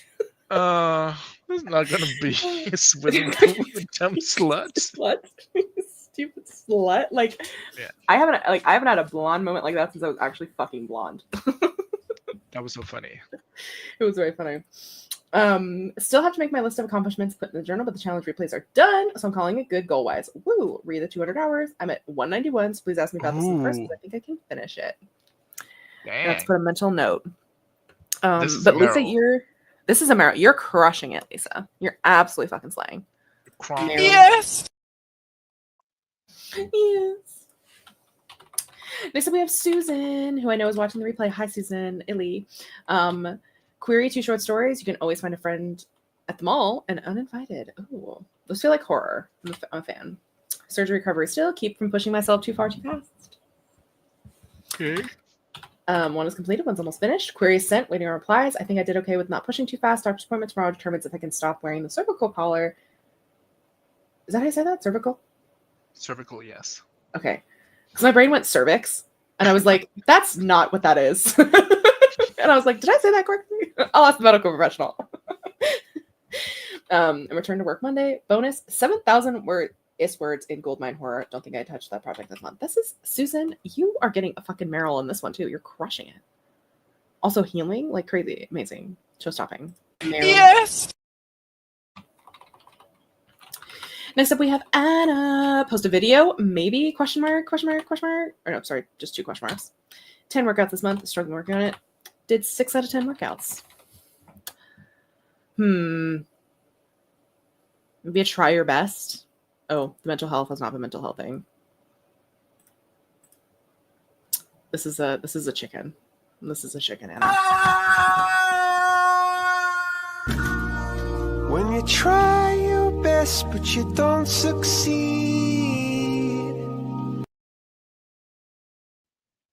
There you go. Hopefully next month will get better. Next up is Selena. Work on Project Unity for 30 minutes. Prayers. Sorrows, prayers. And listen to audiobooks while doing mundane tasks, both of which are in progress. But Zainab. So no update.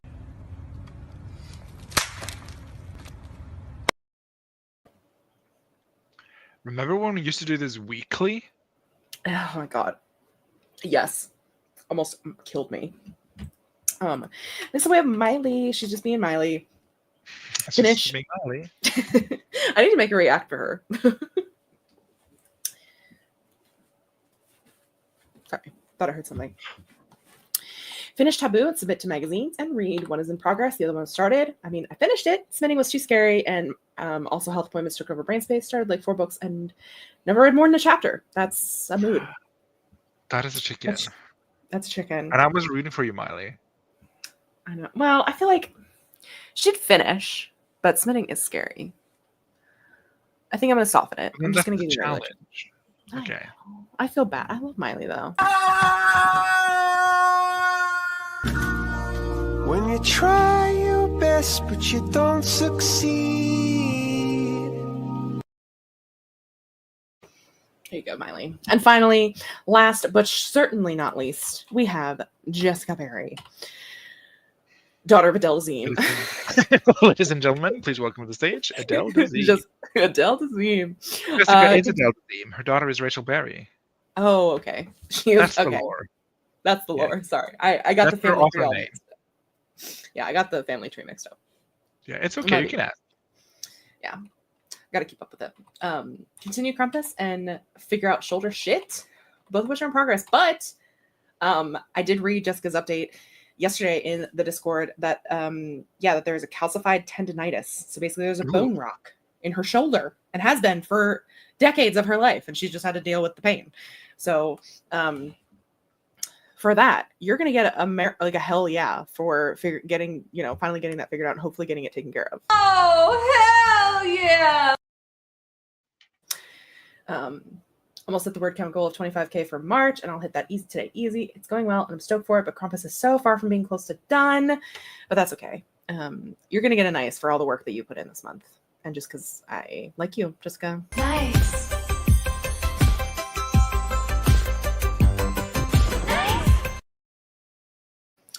And usually that would be the end. However, to the secret lab. Pull the lever, Kronk. Wrong lever! Huh? Why do we even have that lever? I'm not done shaming you. I'm not done. Will I ever be done? Never. So yeah, we're gonna do the Q1 goals. You can't see it over here, but this is Q1. So, oh my fucking god, why are there so many people on it? Shouldn't have said that out loud. That was an inside thought. No, I forgot about second accountability. You think I know about second breakfast? You're getting second breakfast. I hope you're hungry for second fucking accountability. Hope you're hungry for second accountability. Jump scare. Okay. I'm gonna try to speed run this. She says, hopefully. Hopefully. Yeah, there's not gonna be a third sprint, you stupid slut, if you thought that was coming. But we're gonna run through this. But we have an announcement after accountability, so stay tuned. We do. Stay tuned. It's a very exciting very exciting. I'm very excited for this. But also don't get your hopes up. It's gonna be fun. It's a community event, so it involves everyone in the community. Okay, we ended with Jessica and now we're starting with Jessica. How beautifully bookended this is. Finish Snowflake, write 6 episodes of Kill Me Kindly and write Krampus, edit and post episodes 1, 2, and 3 of Kill Me Kindly, read 2 books a month, and do 3 streams a week.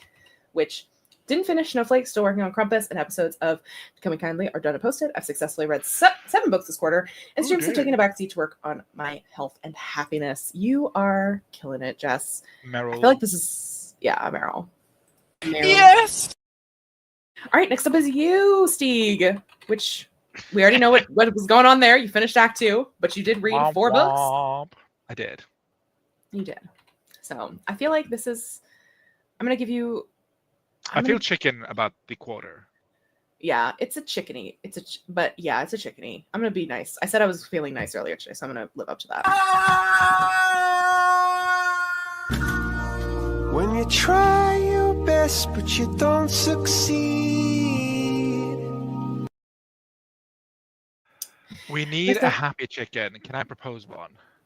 Absolute. I just went a little Australian. Absolutely.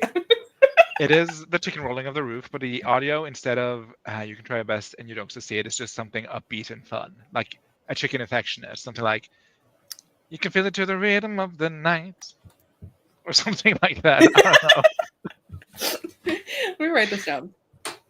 I have a Google, or not a Google Doc. I have a notes app that is just full of all of the reacts that I need to make. Susan says, "I'm back. Did not expect you to be still going. Us neither. Neither us. Yep, not neither us. us. Also too." Miranda, how the fuck are you still here? Because things take time. Never back down. Never what? Never back down. Never what? Never what? What? I mean, if anyone could keep it going, it's me and Katie, I think. For some reason, always when we end up alone, we just go for fucking hours. It's because we don't have the other two to like rein us in. Like, but do they rein us in though? That's what I'm asking. I don't know. I think it's Grape. I think Grape oftentimes says rein us in. She's like, okay, pull the plug. She's like, let's fucking move. Get out of here. Okay, I wrote it down so I will not forget to add the affectionate chicken.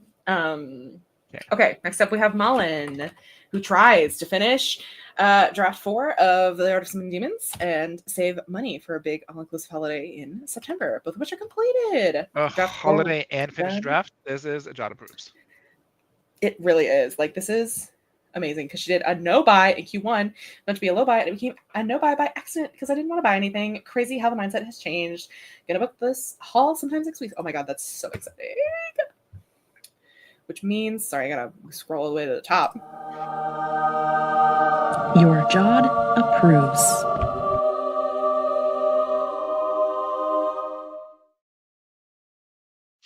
I'm just envisioning that audio, but on, the birth of Disapproving Katie. Oh yeah, that's what it was. I need to write that down. Hold on. Also to everyone, like, I can't believe you're still here. We would be done if we were not doing Q1, by the way.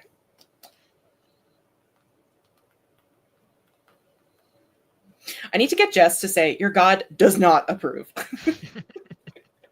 Your God does not approve. A slight deviation of mind has Q1 writing goal, finish drafting this time, and secondary Q1 goal, start new round of revisions on Ruin My Life. Failed, capital letters, and not started. Never started 2 because I never completed 1. Chicken. Tyra chicken. A chicken combo. I was rooting for you. We were all rooting for you out there. When you try your best, but you don't succeed. There we go.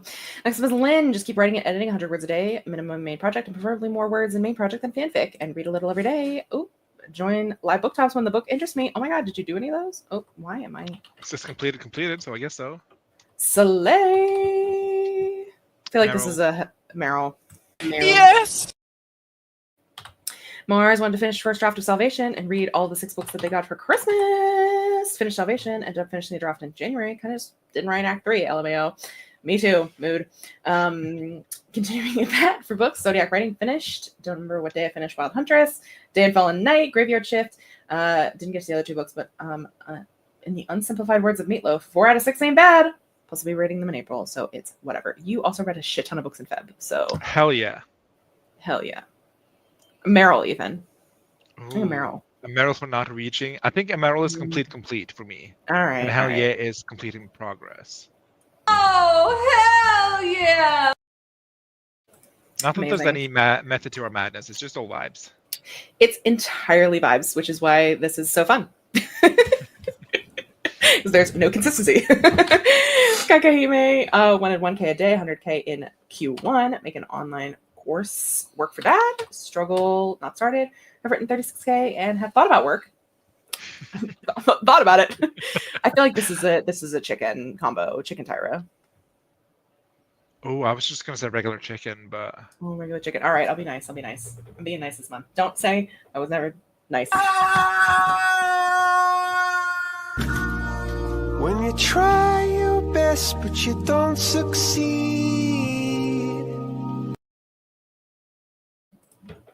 Goodbye, Miley. She's just being Miley, and she's Miley. Will that ever get old? No, because even if it does, we'll just beat it back to life. As we do. We do. Next up is Devasia. You better write, bitch, and complete household and craft projects I started last year. Devasia. She's not even here. So no update.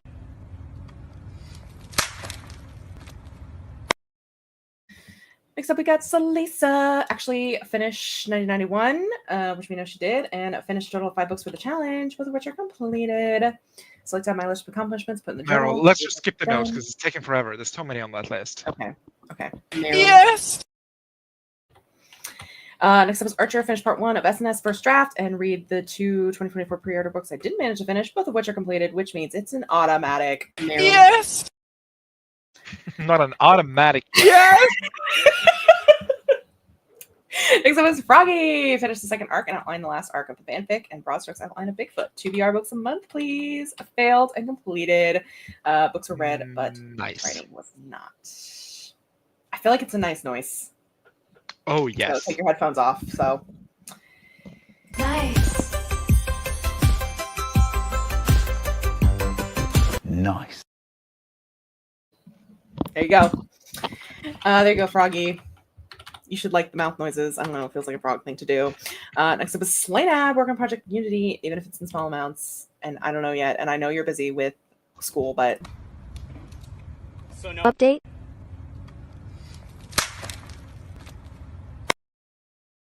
So aggressive.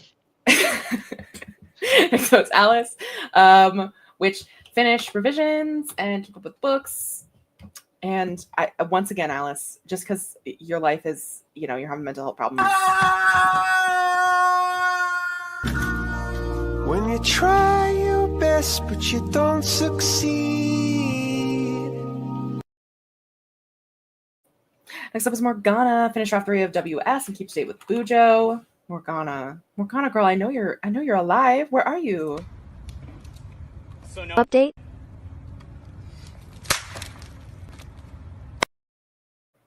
And next up is me. I was rooting for you. We were all rooting for you. How dare you? When you try your best but you don't succeed. Not even Yeah. bothering reading the goals. I love that. I know I technically finished the first draft, but it was the 2 months, the 2.5 months of slog really is just Tyra. Next up we have Keiko, drafting Project Dying Gods and continuing fanfic, finding apartment and moving. Oh no, which was failed. Maybe this is a polite golf clap. Golf clap? Okay. Yeah, derogatory golf clap.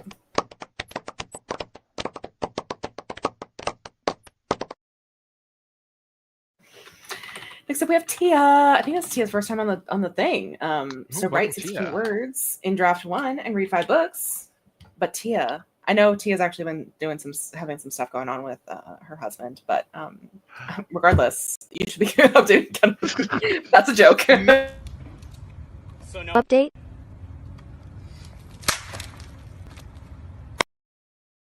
Menace, Kitty. A menace. Look, we're speeding. We're speeding. Thoughts and prayers in this trying times, Tia. Thoughts and prayers, yes. Many thoughts and prayers in for reals. Next up is Laura. Get the alpha beta. Nope. Alpha beta omega. Get all the alpha readers' feedback sorted. World Bible made. Reverse outline. Start on draft 2 of Crimson Strings and get another job. 1 is changed and 1 is struggling but working on it. I feel like this is a chicken, Tyra. Laura is definitely in a chicken mode. She's in so chicken. When you try your best but you don't succeed.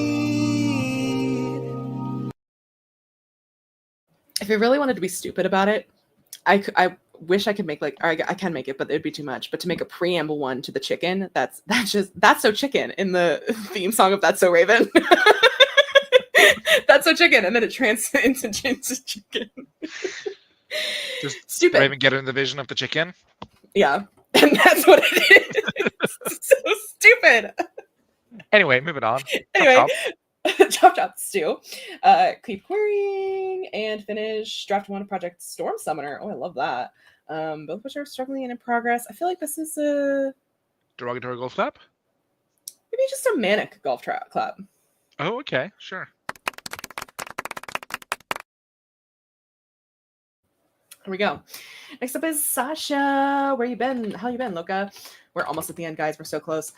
Finish draft 3 of Project Chris, incorporating beta feedback, line edits, finish synopsis, finish drafting, query, finish author website, read 2 books, and walk, bitch. Also start a strength training routine and don't die at work. Damn, Sasha, and you completed both, which is absolutely Meryl. That's a Meryl. That's a highest tier Meryl. Yes. Next up, we have Bombastis. Finish the first draft of New Whip and start an author tube channel. Okay, but still. So no. Update.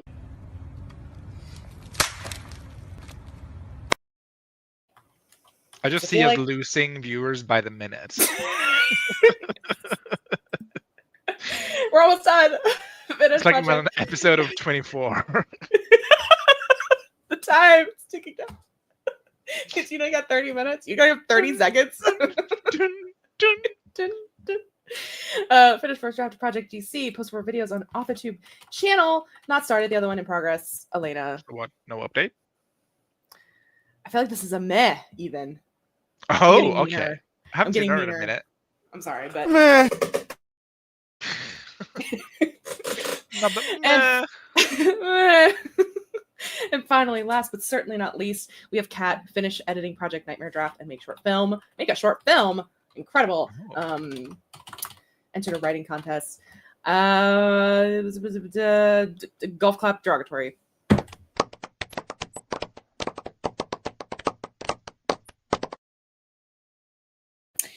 And finally, for everyone who did not put yourself on this thing, thank God, because it was already long enough. Oh, hell yeah.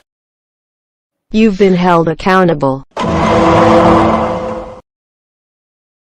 Oh. Oh my God, Hi. we're blessed stream. We got a Wallace. Blessed be, sister. I've been here. I know, but not on screen. The people don't know that. That's They didn't know true. you're. Yeah. Dun dun. Oh well. Anyway, any final words? Do we want to talk about what we're doing for April? Oh yes, I keep forgetting. So stupid. I'm so stupid. Would you like Us to and our 12 talk about it? closest friends. Yes. Do you want to introduce and talk about it, or Oh, would you like me to do there's it? been some demands. Not demands. There's Many. been some hopes, wishes, dreams, thoughts, prayers. Miranda, if you don't want to be here, just log off. It's that simple. If you don't want to read about witches, don't open a book about witches. If you don't want to listen to troublemakers, Joke's on don't you. open You're a the stream. one still here. Yeah. It's been some questions if we're doing something for April in terms of like community event stuff, and we're doing it. We're doing April Adventures. I think Malin coined the term. If it wasn't Malin, I'm so sorry, but I'm going to give the We're credit giving to it to Malin. her. And what does that entail for the group, you say? And I answer, well, for April, we're tracking things a little bit differently than we have been the last 6 months. We've been using monthly spreadsheets, which has been God-given because I enjoy watching things so much. But we've taken a page out of the Kate Kavanaugh handbook, and we're doing Track Bear for April. What is Track Bear, you might ask? And I might answer again. Let me show you, compadre. Track Bear is a little tracking app where you can make an account and you can join. Well, you can also track your own projects and things that you want to track in terms of whatever.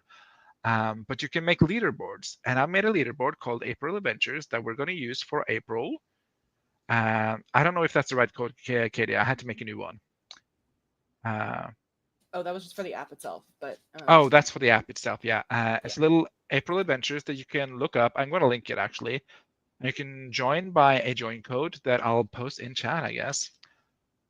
So look it up and join the lead board. Well, maybe I'll link the lead board first. I should have prepared this in hindsight. Here's the lead board, and here's the join code. If you want to join the lead, it's no requirements. Where's the thingamajig? Bloop, bloop, bloop. So this lead board, and as we're starting to put our numbers in and our little projects in, it's going to update with graphs and stuff. Yes, I will share these in the Discord later too. Don't worry about it. There will be a community room for it. And the fun thing is that when you join, you can choose whatever project you want to join with, but you can choose your individual goals. So you don't have to do like 50,000 words, or you don't have to do words at all, actually, if you don't want to. You can track your time, your pages, your chapters, your scenes, and your lines, and also your words. And yeah, that's about it, I think. Then you can just also submit. do multiple projects, I think, which is also much better than our spreadsheet was, because you can really kind of do one, or it was hard to do two or more. So that's part one of it. Part two is that me and Katie are doing 2 chunky stream weekends, joined by Grape and Wallace, I guess, if you want to join. But I'm sorry, I cannot. Here are the times. Oh, there's the time thing. Yeah. This times. This is in Eastern. Central. Mountain. Pacific. Wait, that's so nice of you guys to have done that. That's so London time. Central Europe. I'm sorry if you're from Hawaii, but yeah, I couldn't put every single time zone that ever was, but I did put Australia. I did not forget you Australians. Again, this will be in the Discord, but we're doing 2 chunky spiting weekends. The first weekend of April as a little kickoff weekend, and then the last weekend of April as a little cram weekend, I guess, before the event. There will also be a little community tracker that I have not made yet, so I cannot show it, but cumulative, as we write words, we will move towards a little tracker, because as we all know, as the late great Wallace once said, the tracker breeds reality. And once we finish the tracker, there'll be a little reward at the end. Yeah, it's gonna be fun. And also for the track bear lead board, whoever's on top by the last, by like the exit of the lead board, will get a special little title, and you'll be crowned. Did we decide on April Size Queen 2025 or something? Yeah, like the Adventurer Size Queen or something like that. Something on Size Queen. Or if you guys have better ideas, you can leave them in the Discord and tell us and be like, hey, you should call the winner this and stuff. So it's a little. Yeah. Yeah. So you have to make an account, and you have to put a little project in, or however many projects you want to, and join the lead board. That's what you have to do if you want to be part of the little cabin situation. There will be a thread. Oop. Hannah says, "I can feel the motivation trickling back into my dead heart. I'm so happy." I'll make a little channel for this on the Discord called April Adventures, where I put all the informations and the links and the what's and the whys and the hows of things are working. And hopefully we can come together as a little community and get shit done if we want to. I have a book to finish, as we all know, as I've been saying for the last year. I have a book to finish. And I really do believe in April. April, she's gonna be the moment. Yeah, I have a bunch of time off, and some of that time is dedicated to family, granted, but a lot of it is free time. So anyway, that's what we have to say about April's adventure. It's so exciting. Susan says, "I'm glad to have this. I won't be able to join the streams in April. Back to job I go, and so this will be helpful." Yeah, you're so real for that. Yes. Queer 2, also, Queer 2, quarter 2 sheet. Gonna be shared in the Discord. That too. Yes, I just ended the poll, which I thought I ended earlier than that, but I didn't. Anyway, so yeah, I got the colors up. Anyway, big April hype, April Adventures. Sign up for an adventure. That was. It does involve a dragon, so that's cool. It's an adventure. It's an adventure, and all good adventures have dragons in it. It's true. Anyway, should we pull the plug? 4 hours and 11 minutes into this shenanigans. So many shenanigans. We're just preparing for our April weekends where we stream for 4 hours straight. And then 4 more hours. Wait, streaming for 8 hours. Yeah. Thank you guys for being here. I'm glad you're all hyped and ready. Oh, there's no outro video. What? LOL. She's an amateur. There we go. By Wallace. Wallace just like, fuck you guys. Get out of here. That wasn't me. I was not even on.